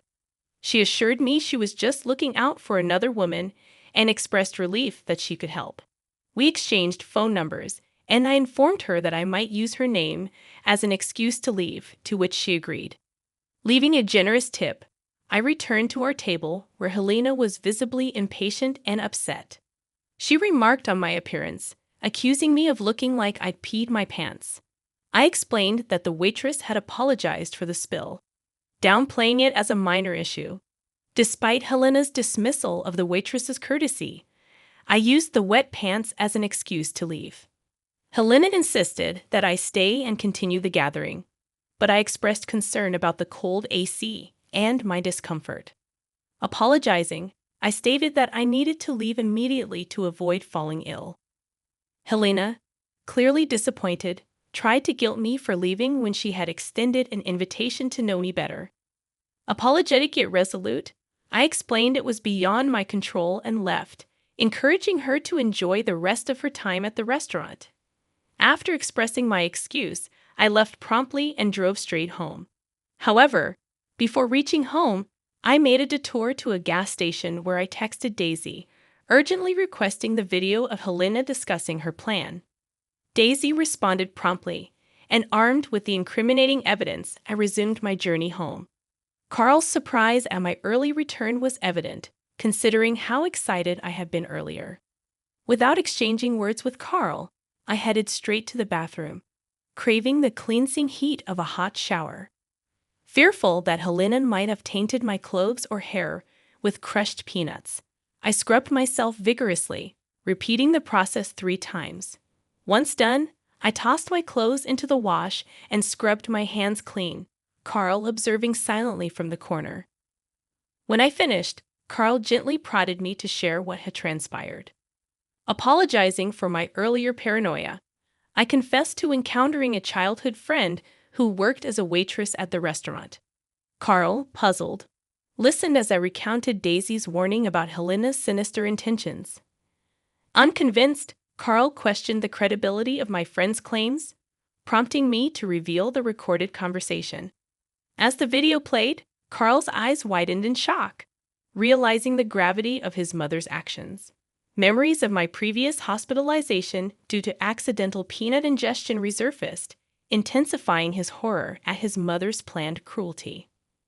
Remorseful, Carl apologized profusely for dismissing my concerns about his mother's behavior in the past.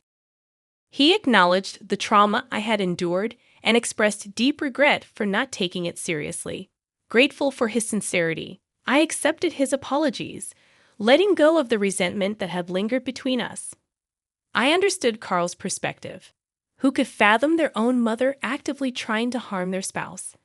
We discussed his mother's sinister plan at length, agreeing that it was in our best interest to avoid meeting her in person ever again. We didn't want to risk any further harm. That night, Helena called Carl to complain about my perceived indecency for leaving early. Carl was prepared to address the matter. "We need to talk about your wife," Helena complained. "Yeah, we do. So, what do you have to say?" Carl responded. "I knew it. That wife of yours is beyond disrespectful. She left early today, after I took time out to spend one-on-one time with her. The audacity of her. It's high time you leave her. If she can't respect your mother, is she really worth it?" Helena insisted. "Why would she try to respect my mother when my mother tried to poison her?" Carl retorted. Excuse me. I can't act all high and mighty now." "What are you talking about?" Helena denied. "I have a video of you discussing how you were going to mix crushed peanuts into her food with Aunt Betty. Whether it was a joke or not, it was sick. I'm glad Billy was informed and got herself out of the situation fast. Neither of us wants you to visit us ever again. We can chat and video call, but that's about it. If you show up, we will release the video and get a restraining order against you. Goodbye, Mom," Carl firmly declared before ending the call. Carl's assertiveness was liberating, as he stood up for me, expressing the things I wished to convey to Helena from the start. Helena persisted in calling and texting, spewing insults against me. Carl occasionally picked up her calls, hearing her accuse him of disrespecting her by believing his wife's lies. Nevertheless, he always found a way to end the conversation. Initially skeptical about Helena listening to our firm stance, she kept her communication limited to calls and texts for months. Just as we began to relax, Helena decided to visit. Frustrated by her relentless insults, Carl ignored her calls for about 2 weeks. She was displeased with our decision, and in her determination to express her dissatisfaction, she chose to show up uninvited at our house. Her incessant doorbell ringing and shouts for us to open up became unbearable. Despite attempting to ignore her, the persistent noise eventually gave me a headache, prompting Carl to open the door. She pushed him aside and marched into the house. Wary of her evident anger and potential for causing harm, I tried to keep my distance. However, my curiosity led me to observe the confrontation. Helena wasted no time in expressing her displeasure. "Mom, what are you doing here? Didn't we? Don't you start with me, Carl. I'm your mother, and I have a right to know about what's going on in your life." "Sure, but you've never actually asked me what's been going on in my life. All you've been giving me are your unsolicited opinions on my wife. They're not opinions. They're facts. Look, I'm sorry I ignored your calls, but you need to leave now. I'm not leaving until your witch of a wife comes here and apologizes for defaming me." "Defaming? She didn't do anything like that. How can you stand up for her against your own mother?" "I didn't at first, but then I saw the proof, and I couldn't side with you anymore. So get out, please. That proof is fabricated. Like I'd ever try to put crushed peanuts in her food. I'm going to ask you to leave once again, or I will get the police involved." Helena refused to leave, escalating the situation by accusing me of being a family wrecker and threatening to make me pay in the worst possible way. Terrified, I was relieved when Carl called the police, who escorted her away. Subsequently, we filed for a restraining order, determined to maintain a distance from her. Helena persisted in portraying me as evil to the police. This false narrative hurt, especially since I hadn't done anything to warrant such hostility. Facing backlash from Carl's relatives for seemingly villainizing his mother, Carl took a bold step. He placed them in a group chat, sharing the video of Helena planning to poison me and explaining my severe peanut allergy. The relatives apologized and redirected their anger at Helena. Unwilling to accept responsibility, Helena retaliated by blowing up our phones, accusing us of defaming her again. Despite the challenging months, we decided to move on, blocking Helena everywhere and committing to no contact with her. Grateful for Daisy's intervention, I rekindled our friendship and life has taken a positive turn.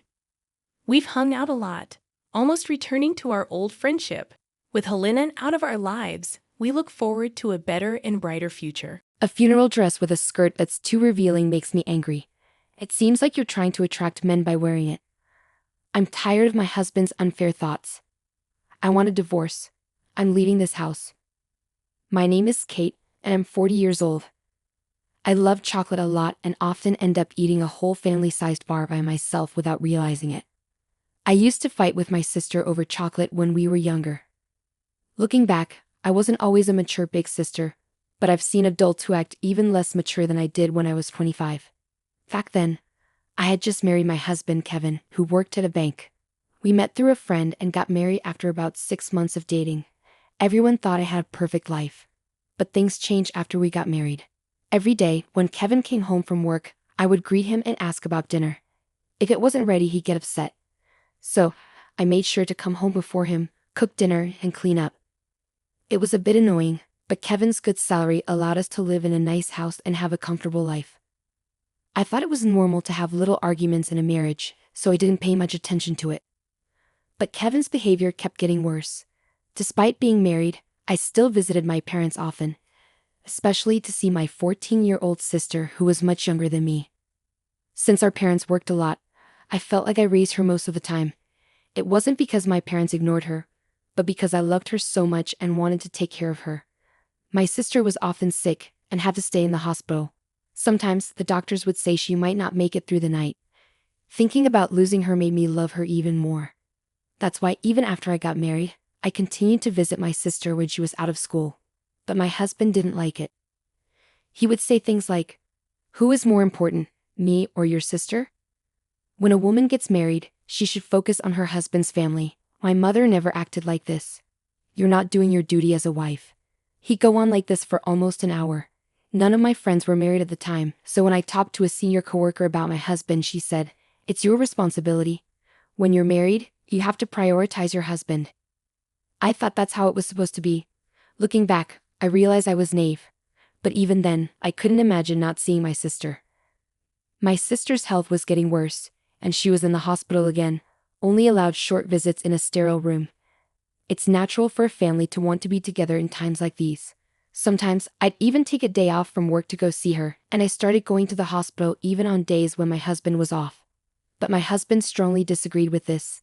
One day, out of the blue, he invited his mother, my mother-in-law, over to our house. With her there, he confronted me. "What are you even thinking? I work hard to take care of our home, and you can't even do that properly. You're just hopeless. I've told you so many times not to wear skirts, yet you still do. It's inappropriate for a married woman to wear a skirt. What's the problem with me wearing the clothes I like? And this dress was chosen by my sister. I can't just give up on it." See, there you go again, always bringing up your sister Kate. You should be caring more about me. After all, who do you think supports you? Hey, I work too. You can't just claim you're the only one providing. This argument isn't getting us anywhere. Listen, I've already called your workplace and told them you're quitting. You should be thankful. From now on, your focus will be on taking care of the house. What are you talking about? You can't make decisions like this without asking me first. I'm not going to listen to you. Starting today, you're going to live with my mom. Maybe then you'll learn how to be a proper wife. I don't understand what's gotten into you. You're acting irrationally. Shut up. The angry husband smashed a glass on the floor and continued to throw things around in his rage. Seeing the broken glass made me truly scared of my husband for the first time. I regretted marrying him, wondering how I ended up with someone like him. Later, I tried to cancel my resignation with my company, but they told me not to cause any trouble. It turned out my husband had demanded my resignation in a way that was almost abusive, so I lost my job and had to stay at home as my husband wanted. When I told him I quit my job as he wished, he apologized with a smile, saying he might have gone too far. But after seeing his true nature, I couldn't trust his apology. The next day, my husband surprised me by bringing home a group of his coworkers. He proudly introduced me, saying, "I wanted to show off my lovely wife." And his colleagues joined in, praising my appearance. Then, out of the blue, he declared, "My wife is an amazing cook. You have to taste her food before you leave." I panicked, realizing we didn't have enough food for everyone. "It's fine, just make something simple." "I don't want you to stress out," he reassured me. "I can go shopping if we need more ingredients," one of his female coworkers offered. "Your husband really cares about you. I'm jealous," he added. "No. He's just good at putting on a show. If he really cared, he wouldn't have brought his coworkers home after a big fight yesterday." I thought bitterly to myself as I started cooking with my mother-in-law. After about 3 hours of eating and drinking, his coworkers finally left. "Hi, you." "What?" I instinctively replied, feeling nervous about what might happen next, given his grumpy mood. I was anxious, afraid he might explode like the day before. "Can't you be a bit happier? Seems like I'm not teaching my wife properly," he criticized. I couldn't understand what I did wrong, but I didn't dare to argue. I was too scared. "I'm sorry," I mumbled, feeling defeated. "Even a child can apologize," he scoffed. "Mom, give her a score for today." He turned to his mother for backup. "Well, she's not doing a good job supporting her husband, is she?" "I can't give her any score," his mother replied. "Haha, see, even my mom agrees. She can't even give you a score. How funny is that?" My husband laughed and lightly tapped me. "And about the meal, I tasted a bit. But didn't Kevin find it unsatisfactory?" he continued. "That's right, Mom. Keep it coming. And what about her clothes?" "There were men among the colleagues, but she's showing too much skin. What do you think?" "As a woman, it's indecent to expose your collarbone. She should cover it with a scarf or turtleneck," he added. Whose fault is it that his colleagues suddenly invaded our house and I had to cook without even having time to change my clothes? I retorted. "It's Kevin's," I concluded. I couldn't understand why I was constantly being criticized so harshly. She really is something, isn't she? Despite my efforts to teach her every day, she just doesn't seem to learn. "Maybe she's just not very smart," my husband remarked. "No doubt about it," his mother agreed. That day, I endured a lecture for nearly 2 hours. By the time I finally got a chance to take a bath and go to sleep, it was almost 4 a.m. I had to wake up soon to prepare my husband's lunchbox, so I decided to skip sleep altogether. Despite everything, my husband continued to try to teach me a lesson, especially when I kept visiting my younger sister. About a month and a half later, I received the heartbreaking news of my sister's passing. "I wished it was a lie," I murmured, desperately hoping that my mother's announcement of my sister's passing was just a cruel joke. I had been warned countless times about my sister's critical condition, and I had even shared what I thought would be my last moments with her. I thought I was prepared, but my heart couldn't accept the reality. She was only 14 years old. I questioned whether my sister, who endured painful treatments and constant hospital stays, had truly found happiness in her life. As her older sister, I had been able to bring her joy. However, the last expression I saw on her face in the hospital was a smile. It seemed she hadn't suffered. "You fought bravely and you did your best. Thank you for everything," I whispered through tears as I hugged my sister and bid her a final farewell. The funeral passed in a blur, and I realized I hadn't been home for several days. I informed my husband about my sister's passing, but as expected, he didn't bother to attend the funeral. Instead, he said something hurtful like, "You should prioritize me over the dead."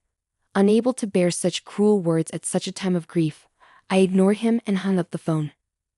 When I finally returned home, weighed down by sorrow, my husband and mother-in-law were waiting for me at the door, looking stern and unwelcoming. "You're quite late, aren't you?" my husband remarked. "A family member has passed away. I couldn't just come back in a few hours. How can you accuse me of lying so easily?" I replied, feeling hurt and frustrated. "What? Are you going through a rebellious phase? Always lying and defying me. Whose wife do you think you are?" he retorted. "Wait a minute, my sister really did die. It's not a lie," I insisted. I wonder. Even though you haven't greeted me at the door in days, even if you're wearing a skirted suit now, it's hard to believe you, he replied dismissively. Why is it hard to believe? I asked, confused and upset. If you truly love your husband, you should be able to do it. It's your duty as a wife to welcome your husband home. My husband scolded me, accusing me of being incompetent, and don't even think about denying it. Are you having an affair? What? No matter how many times I tell you, he dressed provocatively, and the other day you were flirting with my colleague. You're just interested in other men, aren't you? What a disgraceful woman, he continued, hurling hurtful accusations at me. What the heck? I started to argue back, fueled by anger and forgetting my fear of my husband. But then it happened. Divorce, huh?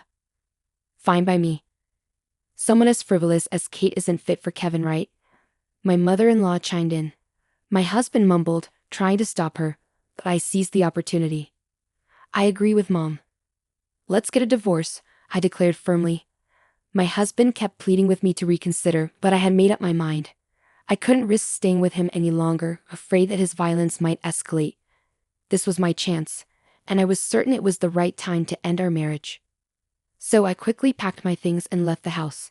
My husband kept insisting, if you apologize, I'll forgive you. But I ignored him, thinking he must be delusional. He persisted until the end, grabbing my arm tightly and saying, wait. But I reacted instinctively, hitting him in the face with my bag and running away. I headed straight for a specific place, a room in an apartment that I had prepared just in case something like this happened. As soon as I entered the room, I received a call from my mother-in-law on my cell phone. Hello. Kate, did you arrive safely? She asked concernedly. Yes, I'm fine. I'm in a taxi, so Kevin won't find out, I reassured her. That's good. Make sure to hire a lawyer and proceed with the divorce quickly, she advised. Yes, I can't wait to start living independently, I replied. In reality, my mother-in-law and I had been pretending to be at odds in front of my husband. It all began the day my husband brought a colleague home. After his lecture ended and my husband fell asleep, my mother-in-law approached me. Leave this house. Get away from my son, she urged me. Each time my husband criticized me, my mother-in-law, who seemed to have her suspicions, would ask, really? It turned out her late husband had been very much like my husband, and she had endured a lot in her own marriage. In her generation, divorce was frowned upon, so she couldn't end her own marriage. But it seems she wanted something better for me. Watching the interactions between my husband and me, she must have felt compelled to help me. That's when my mother-in-law, with the help of a friend, found a safe place for me to live alone. It's hard to believe she's related to my husband. I can't thank her enough for her kindness. After living in the apartment she arranged for me for 2 weeks, my mother-in-law finally visited, pulling along a suitcase. Welcome. I'm looking forward to this new chapter, she greeted me warmly. Living with us, my mother-in-law discovered that her own son had changed. Before, he seemed like a good person, the image he presented to his colleagues. My mother-in-law blamed herself, believing that his behavior was influenced by his father's genes or things he witnessed during his childhood. For me, regardless of the reasons behind his behavior, I believe the real issue lies in his inability as an adult to control his emotions. So, I don't hold my mother-in-law responsible. My husband now takes good care of my mother-in-law, but only because he thinks she's on his side. I fear what he might do if he discovers she's been helping me with the divorce. That's why I suggested she come live with me for a while when she prepared this house. At first, she hesitated, worrying that once my husband and I divorce, she'd become a stranger to me, but I assured her, saying, after everything you've done for me, there's no daughter-in-law distinction. You're like my mother or my sister. That's how I see you. On the way back from my sister's funeral, my mother-in-law steered the conversation toward divorce, intentionally supporting me. Recognizing her intentions, I quickly agreed to the divorce. I thought it would take more time and preparation to leave my husband, but thanks to my mother-in-law's help, that time came sooner than expected. I have nothing but gratitude for her. Finally, the divorce was officially settled through the lawyer. 4 days later, as I returned to the apartment, I was startled to find my ex-husband waiting for me outside. I found you. You're trying to trick me, he accused loudly. Does he know about what happened? I wondered silently, trying to remain composed. What do you want now? I asked, keeping my voice steady. It's your fault that the credit card and bank account balances have decreased, he blamed me. What are you talking about? I don't understand, I replied, feigning innocence. In truth, before the divorce, I was using my husband's credit card to gradually buy furniture for this house. I also quietly withdrew money from the bank account. It was all part of my plan, I confessed. When I discussed this with my mother-in-law, she encouraged me to go ahead with it, so I emptied the account without any hesitation. The reason why my unemployed mother-in-law and I can live comfortably, enjoying tea parties every night, is because of this money. That's my money. You can't just do whatever you want without facing the consequences, he shouted angrily. Remember the money we have? It's from the credit card we got after we got married and the money we saved together. Since we're married, it's both of ours, I explained, smiling at him. Suddenly, my mother-in-law returns from shopping and says, "Oh, you found out, didn't you?" Surprised, my ex-husband stands speechless behind me. "Hey, you're back," I greet my mother-in-law, trying to keep things normal. "What? Why is Mom here?" my husband asks, confused. "Well, because we're living together," I respond, with my husband still puzzled and my mother-in-law acting like it's no big deal. "So, you lied about going back to your parents' house, and why are you living with Kate, not me?" he questions. "I'm lost," Kevin admits. "Well, I've lost hope in you, Kevin," his mother replies. "What? But I'm the one who helped Kate get away," Kevin protests. "Actually, Kevin, Kate and I had already planned to split up before you even knew about it," his mother reveals. "But Mom, you were saying terrible things about Kate." "Yes, well, when I was criticizing her, I was really imagining you in her place," his mother confesses. "What do you mean?" Kevin asks, confused. "Because you're not the sharpest tool in the shed, and you get all worked up over silly things like a woman showing her collarbone. I was worried Kate would be in trouble. She deserved someone better than you for a husband," Kevin's mother bluntly tells him. Kevin is taken aback by his mother's harsh words. Meanwhile, I find her response so unexpectedly funny that I burst into laughter. "Mom, you do realize I'm your son, don't you?" Kevin asks, trying to make sense of it. "Unfortunately, yes." "I guess I should have raised you differently," his mother responds dryly. I can't help it and my laughter grows even louder. "You're just a chit off the old block, like your dad. Watching you mistreat Kate reminded me of my own past. I worried that if she left you, you'd come crawling back to me. I couldn't take that chance, so I left you and moved in with Kate, for both our sakes," Kevin's mother explains. Kevin's mother's confession brings tears to his eyes. He finally explodes, "Is it my fault? Why? You're my child. You've been neglecting me." His mother laughs, almost incredulously. "Do I still need to mother a grown man who's almost 30, she scoffs. A few neighbors gathered as our argument escalated in the yard. They chuckled at my ex-husband's dramatic outburst, saying, "He's really making a scene." With people watching, he didn't dare lay a hand on us and retreated to his house.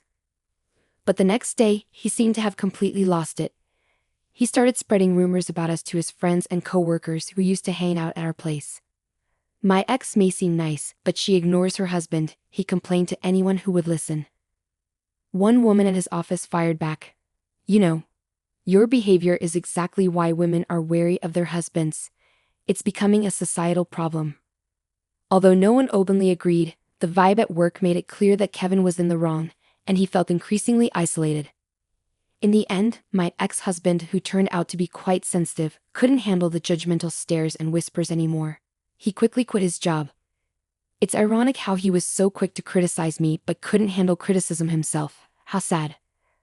Feeling alone, he sent me a lengthy letter trying to justify his behavior and boasting about his greatness as a man. The letter was a whopping 10 pages long. I was surprised when I received the thick envelope.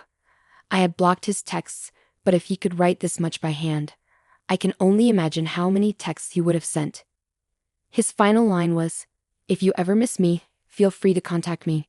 So I playfully replied, "Then please go ahead with the property division." That sparked another big argument. I used to be afraid when we lived together, but not anymore. I stood my ground with my lawyer. Even before his mother suggested I leave, I had secretly been recording his behavior at home, preparing for a divorce. All those months enduring his hurtful words paid off. With the evidence, I successfully sorted out the property division. After that, I moved out from living with my ex-mother-in-law when I found a new job. It was still close enough for a reasonable commute. Surprisingly, she had found herself a boyfriend. It turned out the person who introduced us to the apartment was her new beau. She left with him, holding hands, and said, "Come visit us once we're settled." I must admit, my ex-mother-in-law really surprised me. She's a fantastic woman, and it's clear why she's so well liked, regardless of her age. As for me, I spent my best years focused on work after changing careers, thinking I might have missed my chance for remarriage. However, I started joining regular online gatherings with my colleagues. This gave me more opportunities to casually exchange contact info with people I didn't usually talk to, including a director from another department who showed interest in me. At first, I kept my distance because we worked for the same company. But as we began having private online chats about things we couldn't discuss at work, we grew closer and eventually started dating. The head of the department, who hadn't been in a relationship for years since his last girlfriend left him because of his workaholic tendencies, treated me with caution, saying, "I don't want to repeat the same mistake." And happily, we decided to tie the knot next year.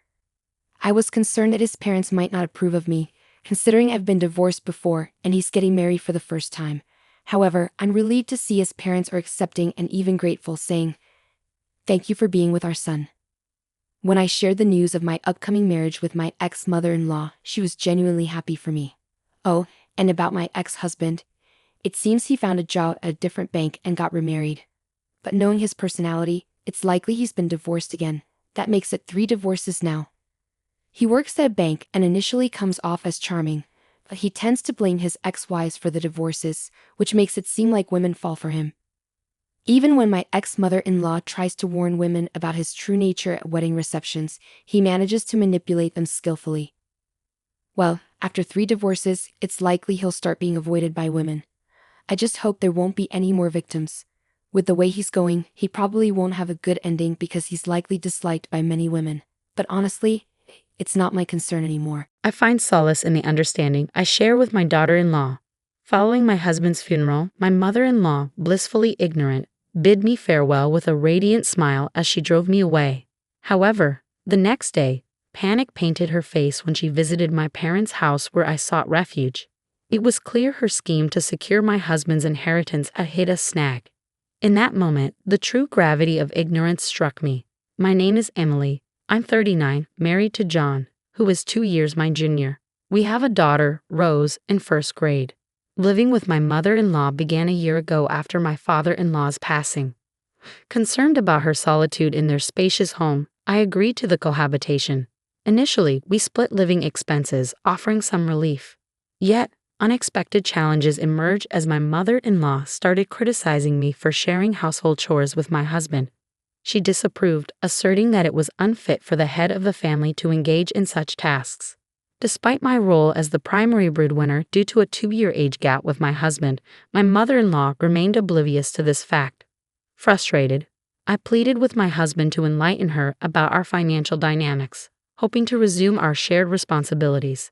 However, he hesitated, revealing his reluctance to take on additional chores. Disappointed, I realized a new facet of my husband's character. Eventually, labeled a failure as a wife, I found myself shouldering all household duties alone, while my mother-in-law, a full-time housewife, remained oblivious to the imbalance. It's almost comical that she isn't fulfilling her role as a housewife, considering she should be sharing the household chores. With my husband now liberated from domestic duties, he started venturing out alone on his days off, donning casual attire despite claiming to be at work. Skepticism gnawed at me, questioning the authenticity of his purported work engagements. Moreover, on weekends, he began frequently checking his smartphone, leaving me curious about what captivated his attention. Despite my interest, he guarded his phone closely, leaving no opportunity for me to investigate. His supposed overtime hours were also inconsistent. He often returned home around the usual time or just an hour later. While suspicions of infidelity lingered, observing his routine on weekdays made me question the validity of such thoughts. A few months later, anomalies in my husband's behavior became more apparent. He had been consistent in contributing his share of living expenses, but now, instead of the customary $670, he was depositing only $600 or sometimes even $540. Perplexed, I confronted him about the financial shortfall, emphasizing my strict principles regarding money matters. With many years of marriage behind us, I expected a straightforward explanation. He nonchalantly attributed it to the company's poor performance, claiming a temporary reduction in his salary, making it challenging to meet the usual contribution. Doubtful, I pressed further, questioning whether financial cutbacks were a guise for unfaithfulness. Surprised, he vehemently denied any such betrayal, citing the presence of our family as a deterrent. While his response seemed sincere, the mystery of his weekend escapades lingered. Frustrated by the lack of clarity, I contemplated hiring a detective agency to unveil the truth. However, before I could take that step, a significant event unfolded a few days later during his work. A call from an unfamiliar number shattered the tranquility of my day. It turned out to be my husband's boss. The voice on the other end, the embodiment of concern, disclosed a distressing truth. John, my husband, had been in a traffic accident during a business errand and his life hung in the balance. The gravity of those words plunged my mind into chaos. The notion of danger to his life left me momentarily paralyzed, but soon reality snapped back. I promptly informed my boss, set aside any ongoing tasks, and rushed to the hospital, fervently wishing for his survival. Upon reaching the hospital, the devastating news awaited me. My husband had succumbed to the impact of a car collision while waiting for a green light at an intersection. Attempting to evade another vehicle that ran a red light, he stood no chance against the force of the collision.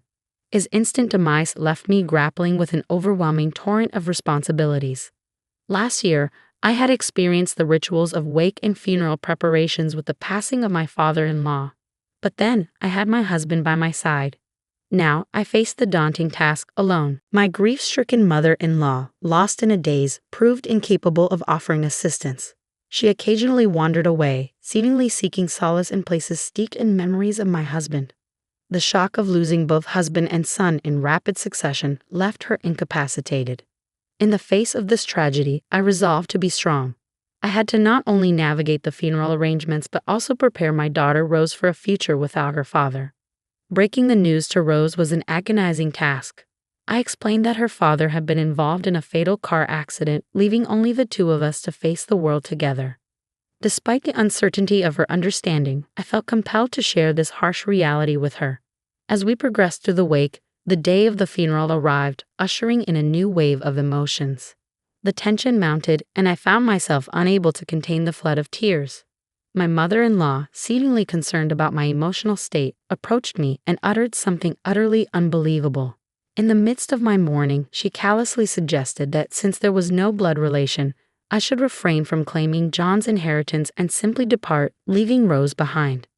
She even went so far as to question Rose's worth as my daughter, proposing that I take her when I leave. Her laughter accompanying these heartless words added an extra layer of shock. Struggling to comprehend such cruelty amid my grief, I decided to maintain composure until the funeral concluded and distance myself from my mother-in-law's callous remarks. Her smirking face lingered in my memory, fueling a desire for some form of retribution. Post-funeral, I meticulously prepared to depart, packing only the essentials for Rose and me. I approached my mother-in-law and declared my renouncement of any claim to John's inheritance, offering it to her without hesitation. Her face lit up with joy at the prospect, expressing relief and gratitude for my supposed understanding. She eagerly agreed, seemingly content with the arrangement, and happily retreated to her room, signaling the end of our association. As we left the house, I couldn't fathom the newfound happiness she exuded. Despite our initial decision to live together due to her loneliness, she now appeared content with our departure. The reasons for her joy remained elusive to me. Upon reaching my parents' house, I recounted the entire ordeal to my father, who was understandably outraged. He condemned my mother-in-law's actions, deeming her concern for inheritance immediately after John's death despicable. Concerned about our financial stability without the inheritance, my father pondered our future. However, I assured him that we would manage without it, having handled expenses on my salary alone for the past month or two. Expressing his concern for Rose's future and the importance of saving, my father generously offered us a place to live. Grateful, I accepted his kindness. Regarding my husband's inheritance, I revealed a document to my father that had recently arrived from my in-law's house. a report titled John's Conduct Investigation. It contained shocking revelations about my husband's true nature. As I spent time at my parents' house on John's bereavement leave, contemplating our next steps, the doorbell incessantly rang. Irritated by the persistent ringing, I opened the door to find my mother-in-law looking pale and agitated. Confused by her sudden change in demeanor, I responded through the intercom, urging her to stop shouting. Her outburst about my knowledge of John's substantial debt disturbed the neighbors. Reluctantly, she acquiesced to a quieter conversation, but her unexpected visit begged the question. What did she want after proclaiming just the day before that we should no longer be in contact? I responded with cold detachment, stating that it concerned John's inheritance and suggested continuing the conversation inside. However, my mother intervened, adamantly refusing entry to someone who had callously told my grieving daughter to leave during a funeral. Concerned about shielding Rose from the discussion, I concurred with my mother's decision. Unyielding, my mother-in-law insisted on finding an alternative, leading us to agree to talk at a nearby cafe. Once at the restaurant, my mother-in-law wasted no time delving into the discussion. She accused me of leaving the house easily because I knew John was drowning in debt. I confirmed her suspicion, citing John's weekend work claims, perpetual smartphone proximity, and his sudden halt in contributing to living expenses as red flags. To clarify, I hired a detective agency that revealed his gambling addiction and mounting debts, information I learned just 2 days prior. Addressing her concern about my tears at the funeral, I admitted genuine sorrow for the loss but acknowledged that, considering everything, leaving was the right decision. Intrigued, she questioned the total amount of John's debt. Startled, I revealed a demand letter I received that day, a staggering $6,700, contributing to a grand total of $33,700 in debt. I warned her that unless she renounced the inheritance, she'd be burdened with the entire sum. Dismayed by the revelation, my mother-in-law stuttered, confessing that the inheritance from her husband was already spent, $13,500 on luxury items, anticipating John's inheritance. This expenditure explained her post-funeral shopping sprees. Realizing her financial recklessness, I acknowledged my inability to assist with her debt and urged her to handle the renunciation herself. I left, and in subsequent events, she managed to renounce John's negative inheritance, but the $13,500 debt remained. Attempts to seek help from relatives failed due to the rumors of her actions on the day of the funeral. In contrast, life for Rose and me took a positive turn. Despite Rose transferring schools, she embraced her new environment energetically. Living with my parents allowed me to focus on work, providing a stable income. We now spend quality weekends together, exploring shopping malls, visiting theme parks, and enjoying activities we couldn't during John's lifetime. Supported by my loving parents, our days are filled with smiles, and I am determined to sustain this newfound happiness.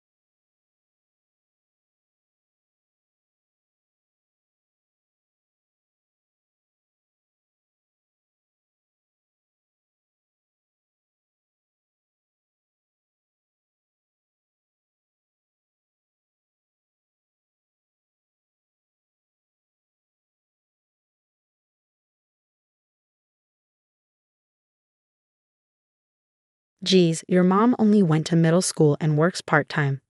Do you just care about money? When my mom told my future father-in-law she was a janitor, everyone laughed. He sneered seriously. A cleaning lady, that's as low as it gets. It hurt me deep. They were making fun of my mom who raised me on her own. It was so mean. I couldn't imagine being related to them. Let's just forget this happened, I said coldly, trying to move on. My name's Emily Yale. I'm 26. I graduated from a public college with a teaching degree, and now I teach English at a public high school. I enjoy my life. Today, I'm going on a date with my boyfriend John, on a weekday, something we haven't done in a while. We're going to a restaurant he picked. Sorry, I'm late. You've had a busy week, John said when he got there. You too. Thanks for all your hard work, I said. John, my age, finished medical school and is now a resident doctor. We met in college and have been dating for 5 years. He's really kind and genuine, almost too good for me. Sometimes when we're both stressed with exams, we'd argue, but we always make up and help each other. As I ate dessert, I noticed this restaurant was fancier than usual. Suddenly, John got serious. My residency's ending soon. Being a doctor is tough, but I want us to be together through it all. Emily, will you marry me? He showed me a ring. Tears filled my eyes as I looked at him. Yes, I'm so happy. We can always rely on each other, I said, my voice shaking as I accepted his proposal. I thought my mom would be happy for us, but she seemed hesitant. My mom, Linda, lost her husband when I was young and raised me by herself. My grandpa once suggested we live together, but she wanted just us two. I met my grandparents for the first time in elementary school because I got married against my parents' wishes. I was young and stubborn, so I didn't rely on them right away. My mom always says, I might have caused you to suffer because of that. But I never felt that way. She's always been positive, kind, and loving.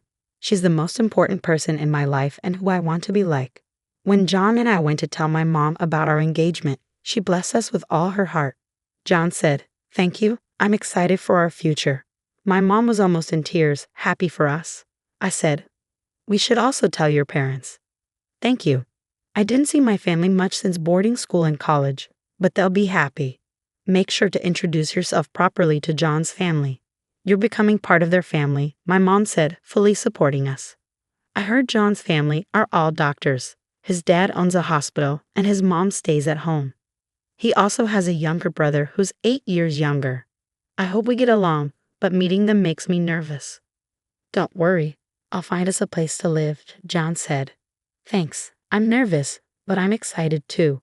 I believed a bright future was ahead of us until that day, the meetup, 2 months later. We waited in a fancy restaurant's private room as John's parents and brother arrived a bit late. Nice to meet you. This is my mom.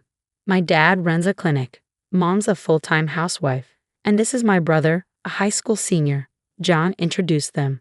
We introduced our families. John's doctor parents looked impressive, but his brother seemed more casual with messy hair and a disheveled uniform, glued to his phone. Then John said, I want to marry her. His dad gently corrected him. First, let's learn about her family. If we're becoming family, we should understand their background and character. His mom added, assessing us with serious eyes. Where's your father today? His dad asked. I've told John to say we're a single-parent household. Something's off. My dad passed away when I was young, so my mom raised me alone. I explained. His brother exaggeratedly twisted his face and said, Seriously? Just one parent? Ridiculous. The one with the attitude crossing his legs was John's arrogant younger brother. What's that supposed to mean? My mom raised me alone, and I'm thankful for it, I said, raising my voice. Mind your manners and put away your phone, John scolded him, and his brother turned away angrily. You're a high school teacher, right? His mom asked me this time. Yes, I teach English at a public high school, I replied. As soon as I spoke, his family all chimed in at once. A teacher? None of us are teachers, and she's in humanities. Isn't she unsuitable for our son? We wanted him to marry a doctor's daughter. A public high school teacher seems plain and poor. I'm in a totally different world. I already have a recommendation for medical school, they said bluntly. John, shocked by their words, spoke up. She's an amazing woman. She's dedicated to her job. Don't talk about her like that. Then his dad glanced at my mom. We haven't agreed to their marriage yet. A single mother and a teacher. What about you, ma'am? Can we ask about your education and job? My mom replied firmly, I've done different jobs since my husband died. Right now, I work as a janitor at a hospital. I only finished middle school. Before my mom finished, his family started laughing. Oh, she only went to middle school and does part-time work. Must have been very poor. His father dismissed my mother. Seriously, even with just a high school diploma, you're in a tough spot. So now she's a cleaning lady. Lowest of the low, his younger brother sneered. Your mom only finished middle school and works part-time. I couldn't even imagine such a life. Marrying into a family of doctors, I couldn't comprehend their attitude. Was this marriage just for money? His mother's dramatic frown delivered the final blow. As I suspected, we can't approve this marriage, his father declared, as if it were final. How terrible. I was stunned, speechless. Insulting me was one thing, but mocking my mother who raised me alone was unforgivable. I couldn't be part of this family. Stopping my mother from standing, I stood up. I understand how you all feel, so let's pretend this meeting never happened. Is that acceptable? With a cold, emotionless face, I declared. After a moment of silence, his family exchanged glances and burst into laughter. I thought you had something important to say. We're the ones calling off the engagement. Did you realize we were going to reject you and decided to end it first out of pride? His parents said, smug. Wait, that's not it. John couldn't stand his parents' behavior. I'm sorry. I can't be part of this family. I'm really sorry for their rudeness. Seeing our serious conversation, his parents paused their laughter. Why are you apologizing? You should find a more suitable partner. Maybe another doctor or a wealthy woman, they said. I stopped John from saying more and asked, would it have been better if I were a rich heiress?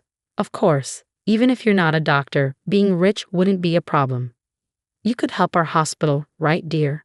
That might even be better for us. His parents laughed, continuing their show. So, you're saying you'd pass up such an opportunity? I challenged. What do you mean? They looked confused. By marrying our son, you'd gain some wealth. Where would a janitor and a regular teacher get that kind of money? John sighed heavily, rubbing his temples. What's going on? You're acting strange, his dad said, oblivious. Did you even listen to their introductions? Does the name Yale not mean anything to you? John asked. What about it? Not worth remembering such a family, his dad replied. Yale, huh? His dad seemed to catch on.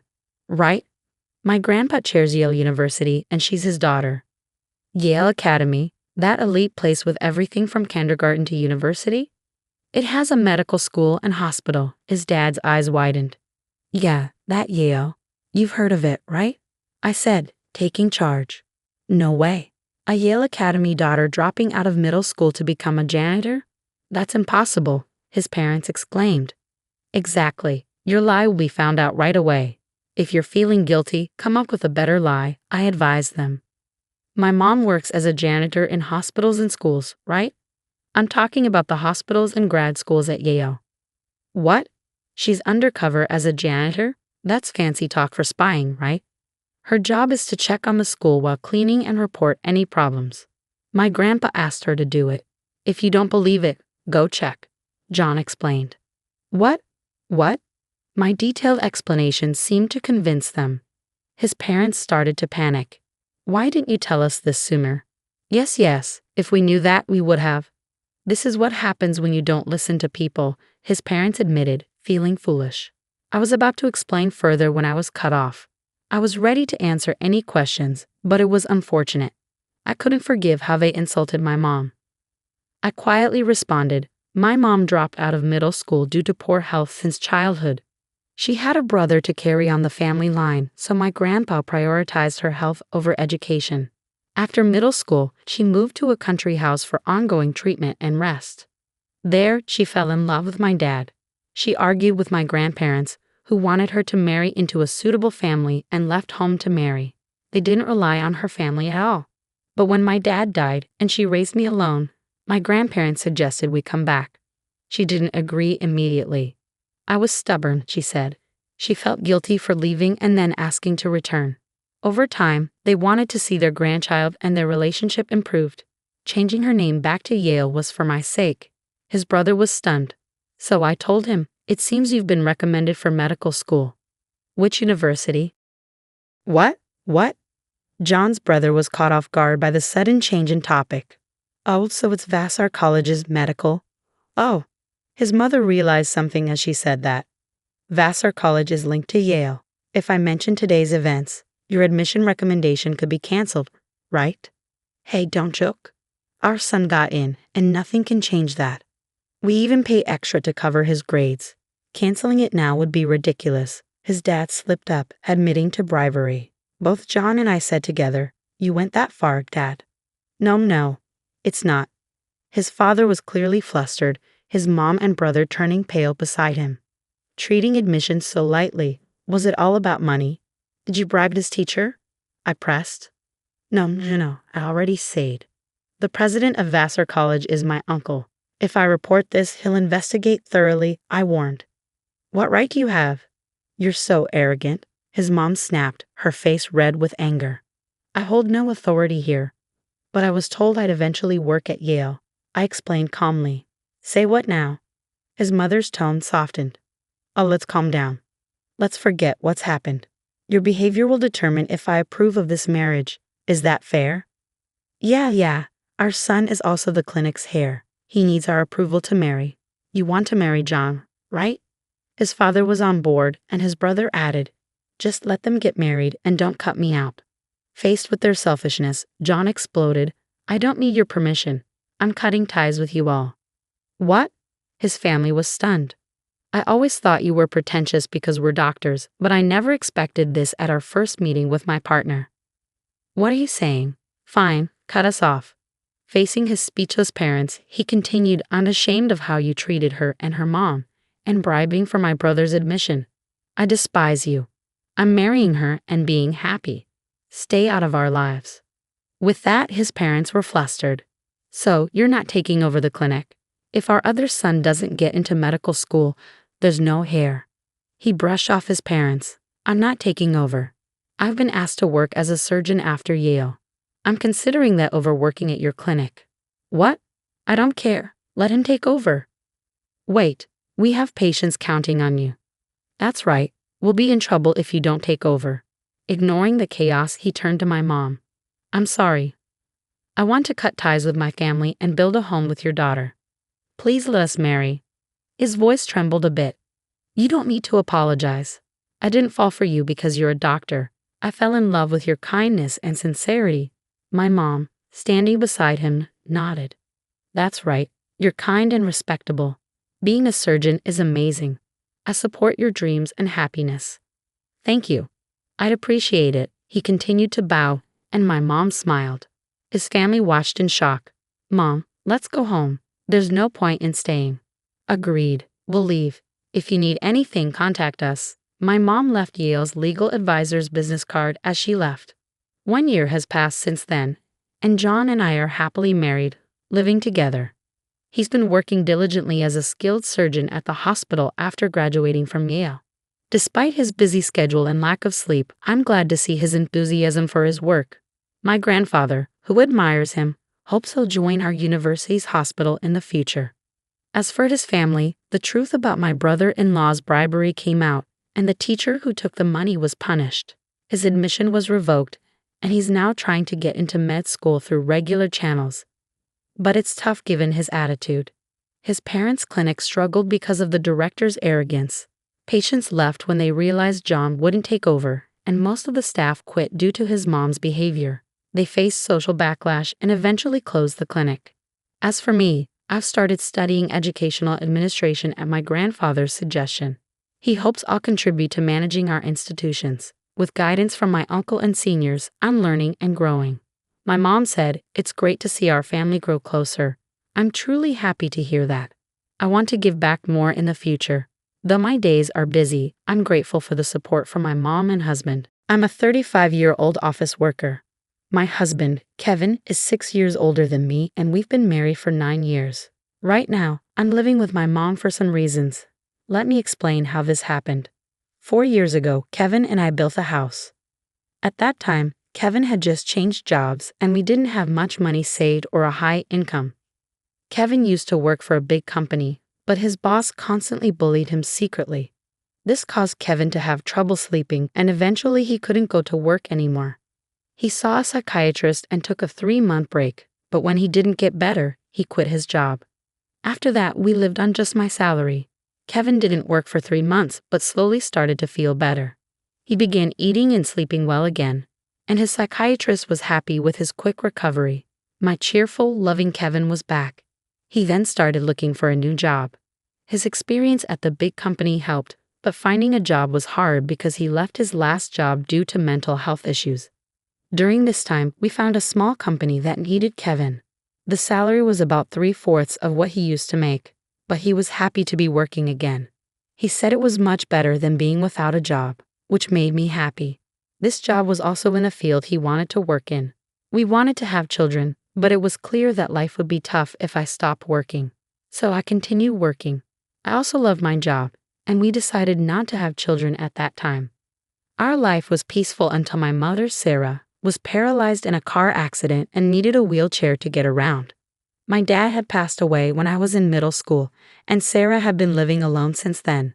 Our family home was old and not suitable for a wheelchair, with many steps. Kevin then said, "I'm worried. Let's live together." Sarah and I were surprised, but I appreciated Kevin's unexpected kindness. Since Kevin had just changed jobs, we were unsure about the future, but we decided to apply for a mortgage. As we expected, it was tough to get a loan because Kevin hadn't been at his job for long. However, we were determined and didn't give up. After trying with several mortgage companies, we finally found one that worked with us and approved our loan. We bought our dream home, which I had always imagined, filled with the smell of wood, thick wooden beams on the ceiling, custom storage spaces, a kitchen tailored for my height, and spacious cypress flooring. Importantly, it was a single-story, barrier-free house, perfect for living comfortably in a wheelchair. We were excited as our house was being built and visited the construction site every day. When our carefully designed home was finished, it had a large yard where my mom, who now rarely went outside, could enjoy sunbathing. However, there was a catch with the land. It was given to us by Kevin's grandfather, who adored Kevin. Kevin's family wasn't wealthy, but when his grandfather was diagnosed with cancer, he started to distribute his assets, giving us the largest plot of land. It felt like winning the lottery, but the land was just a 10-minute walk from Kevin's family home. When we told them my mother would be moving in with us, Kevin's sister laughed and said, "Why is your mother moving in too? How shameless is your family?" Kevin's mother told me that marrying someone different like me would bring trouble. She also harshly said it was terrible for her son to have to care for an old person and called me a curse. Even then, Kevin stood up for my mother and me. He said the land was a gift from his grandfather, and no one should complain. Kevin's mother and sister are really mean. It's amazing that Kevin, who is so kind, comes from that family. He's like a beautiful flower that grew out of mud. Kevin always says his family shows him how not to be. Kevin thinks his grandfather gave us the land because he wanted us to take care of his mother in her old age. He also gave other properties away. Kevin's sister got a parking lot that's a 10-minute walk from their home. It's smaller than our land but makes good money from parking fees. Honestly, I would have preferred that, but a gift is still a gift, and we are thankful. Thanks to my grandfather-in-law, we could build our house without paying for the land and used it to help get a loan. When the house was finished, we invited Kevin's mother and his sister's family over. The builders told us they had visited the house several times without asking us. They showed up late without apologizing and said, "This is kind of like Grandpa's house, so it's like our house too." Kevin's sister came in with muddy shoes and said the house smelled nice and didn't need air fresheners. She and her husband walked around with muddy shoes, ignoring the slippers we offered. When I suggested they use slippers, she laughed and said it was too much trouble and that we could just clean the floor. The visit was uncomfortable from the start, and they didn't bring anything with them. When they saw my mother's room, which is spacious and sunny, Kevin's mother said she would like that room. My mother's room is like a duplex with its own kitchen, almost a second living space. "I want to live here," said my mother-in-law. She then told my mother, "You were lucky to have that accident, weren't you? Thanks to being paralyzed, you moved from that old shack to this nice house. Isn't that a lucky turn of events?" My mother said nothing but looked very sad. I was really angry inside, but before I could say anything, Kevin spoke up. "What did you just say? There are things you should and shouldn't say. It makes me question your humanity. I can't even believe you're part of my family. You're the worst. Apologize now," Kevin demanded firmly. Whether they were amused or not, my mother and sister-in-law glared at me. Then my sister-in-law angrily asked Kevin, "What's this all about?" "It's a total turnoff. It's not cool to invite people over and then be rude to them. Just because you built a house, you think you can act superior." The mother-in-law chimed in, "My son messed up by marrying you. You're a jinx." Kevin didn't stay silent. "Enough is enough. This mess started because of your rude comments. You said the accident was a good thing and called my wife a jinx. I will not forgive that. The mother and sister-in-law looked frustrated by Kevin's strong response. Then my mother, who had been watching everything, said with regret, "It's okay. I am here because of the accident, and it's true I moved from a rundown house to this beautiful one. Your son has always been kind to me. Thank you." Perhaps feeling guilty, the mother and sister-in-law left, giving me a nasty look. My mother then apologized to Kevin. "I'm sorry if I upset your mother and sister. I'm sorry for ruining the mood at our housewarming party." Kevin responded, "No, I should be the one apologizing. It's embarrassing how they lack decency. I'm really sorry, but I am happy to be living with you. Please understand that." With that, my mother started to tear up. Since we live near Kevin's parents' house, the neighbors all know us well.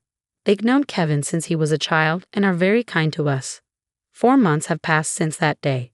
We were finally settling into our new home, and my mother started to smile more when I received an unexpected call from home while I was at work. We rarely get calls from home, so it surprised me. My bad feeling was right. My mom, sounding very upset, called to tell me something awful. Kevin had collapsed at work. I was shocked and spoke to my boss right away, then rushed to the hospital. On the way, I tried to stay calm by imagining that Kevin would be okay when I got there, joking around like always.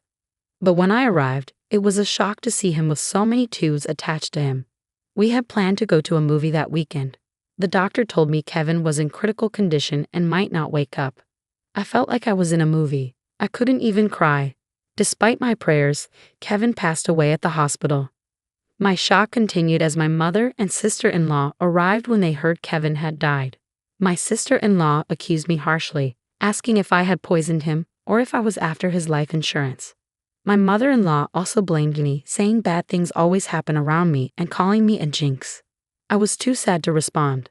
Then my own mother arrived in a care driver's taxi, crying over Kevin's death, which finally made me cry too.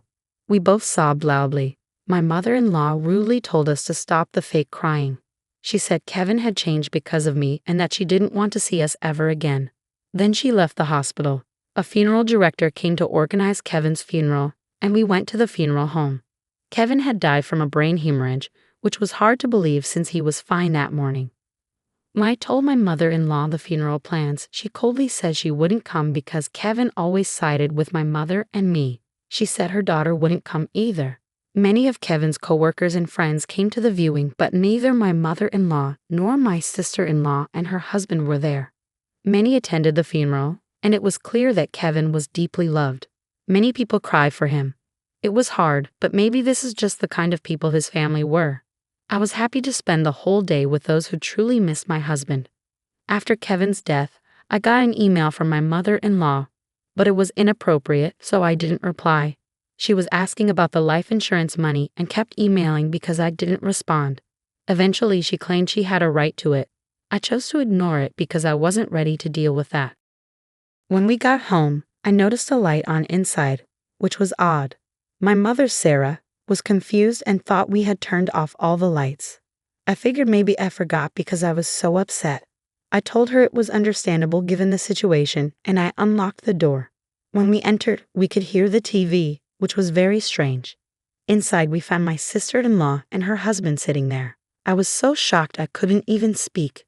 The living room was full of unfamiliar furniture and boxes. We had no idea what was happening. My sister-in-law said, "Why did you just barge in here?" "Well, it's your first time, so I'll let it slide. We're taking this house. We sold your stuff, so leave." My mother and I were completely shocked. I asked where our furniture and belongings had gone, and she casually said a resale company came and took everything, claiming we had good furniture and they got a good price for it. They bought new furniture with that money, saying, "Who wants furniture that a dead person used? It's bad luck." She added that she cared about such things and our stuff was packed in boxes. She even remarked that we must be minimalists or just poor because we had so few things. The furniture was carefully chosen by my husband and me. I couldn't forgive them for this. My mom was furious too, her face turning beet red, but she was too shocked to respond. I immediately called the resale company. After explaining the situation, they agreed to treat the items as stolen and return them. Now that my husband is gone, dealing with this was the last thing I needed. I don't want anything to do with his family. but I do want to stay in the house that's full of memories of him. While I was wrestling with these feelings, my mother quietly said to me, "What do you think Kevin would say if he were here now?" "He might say we should leave." "I'm sure he would." Kevin often mentioned it's good to spend time with people who understand you, but there are some people who will never understand no matter how much you try. It's a waste of time dealing with those people. He was actually talking about his own mother and sister. I realized that if we stayed, his family would keep interfering. Acting on impulse, I signed a lease for an accessible apartment. My mom was surprised by how quickly I made that decision. I asked the resale company to hold on to the furniture for a few days, and it was moved to our new apartment 3 days later. In exchange for moving out, I made my mother-in-law and sister-in-law promise to cut ties with us. So a new life began for just my mother and me in the apartment. It turns out Kevin had many life insurance policies, almost obsessively so. He used to joke always with a smile, "When I die, you guys will be rich." True to his word, he left enough money for my mother and me to be comfortable for the rest of our lives. Since he couldn't secure a mortgage when we bought the house, I, being employed at a major corporation, bought the house in my name. I made sure that even if something happened to Kevin first, I wasn't going to keep paying a mortgage for a house I wouldn't live in. According to our agreement, the house would be auctioned off if the mortgage wasn't paid for 4 months. Time flew by, and 4 months passed quickly. Then I started receiving a lot of calls from my sister-in-law, Emily, and my mother-in-law, Maria. My call history was filled with their names, and it was getting scary, like something out of a horror movie. They were incredibly persistent. So I finally answered the phone. They were furious because the house was being sold. Apparently, when they tried to return, they found out they couldn't get in because of a seizure notice. Emily and her husband had moved out of their apartment since Kevin passed away, and Emily had also quit her job. I suggested they move back into their parents' house since they were panicking about suddenly being homeless. Surprisingly, Maria had gotten so caught up in gambling that she couldn't keep up and had sold her own house. It turns out they had been living together for the past 5 months. I also heard that they sold their main source of income, a parking lot in front of the train station, a long time ago. Now, Maria and Emily's family are completely homeless. When Maria said, "I'm sorry for everything. Let's get along. Can you lend me some money, please?" I replied, "I think it's best if you stay away since I'm a jinx. We're strangers now that we've severed ties." Maria was quiet after mumbling weakly. In my mind, I was thinking, who's the real bad luck charm here? Then when I said I wouldn't lend them a single cent, Emily, who had been listening next to Maria, shouted, "You devil. Bring us the money right now." I replied, "I am a devil and bad luck, so I'm going to hang up now," and ended the call. In reality, I involved a lawyer for the past 5 months to push for the auction of the house. I thought it was an unusual case, but apparently, it's not that uncommon. The house was sold without any major issues, giving our family a moment of peace. We plan to find a new home with the money Kevin left us. Since it's just my mother and me, we don't need a big house. We'd rather prioritize security as 2 women living together. So I chose a condominium with minimal noise disturbance. I remember something my husband always said when we built our home. People can get energy from the sun, so let's create a place where your mother can enjoy her hobby of reading in the garden without feeling self-conscious. With those words, he had made a spacious courtyard for her. So I looked for a condo with a large balcony where she could enjoy her coffee and read. It's smaller than our previous home, but the room is spacious enough to house the furniture my husband probably chose. The piece of land that was gifted to us by Kevin's grandfather was expansive, and the house sold for more than expected. With that money, we're moving forward. I recently bought a luxurious condominium with exceptional security features, a choice I'm sure would have comforted my always cautious husband, Kevin. The peace of mind that comes from living in such a secure place is invaluable, especially after the tumultuous experiences with my in-laws. Life has taken a dramatic turn since Kevin passed away. Amidst my grief, I've been dealing with the fallout from his family's actions, which frankly has been draining. Following the auction of the house, Kevin's mother, Maria, and his sister found themselves without a place to live. Despite their desperate attempts, including trying to borrow money from neighbors, they couldn't secure any financial assistance and ended up in public housing. Living in public housing, they continued their old habits, causing disturbances that have started to concern the community. For instance, they recently had a barbecue on their small balcony, an act that left many locals in disbelief given the limited space and safety concerns. Such thoughtlessness seems typical of them and reflects the disregard they've always shown for others' comfort. Moreover, their financial difficulties appear to have led to frequent loud arguments that disrupt the nightly peace, an auditory testament to their ongoing strife. My sister-in-law's husband has since left, leaving just her and Maria to fend for themselves. Their situation is a stark contrast to the quiet, stable life I now lead with my mother. We're both two-person households, but while my home is a sanctuary, theirs is a source of constant conflict and unease. It's become so disruptive that neighbors are banding together, hoping to evict them to restore some semblance of peace. It's a harsh reminder that no matter where you go, being a nuisance can make you unwelcome. Reflecting on these events, I realize how the phrase, "what goes around comes around," rings true. My goal is to live quietly and peacefully, distanced from the embarrassing turmoil associated with my former family. I believe Kevin watches over us, perhaps with mixed feelings about the chaos his family continues to perpetuate in contrast to the tranquility he loved during his life. As I move forward, my focus is on living a life that causes no trouble to others. I want to honor Kevin's memory not just through words but through actions. He always advocated for a life well lived, surrounded by people who bring joy and understanding. Despite the unfortunate family dynamics he left behind, I'm committed to building a life filled with positivity and peace.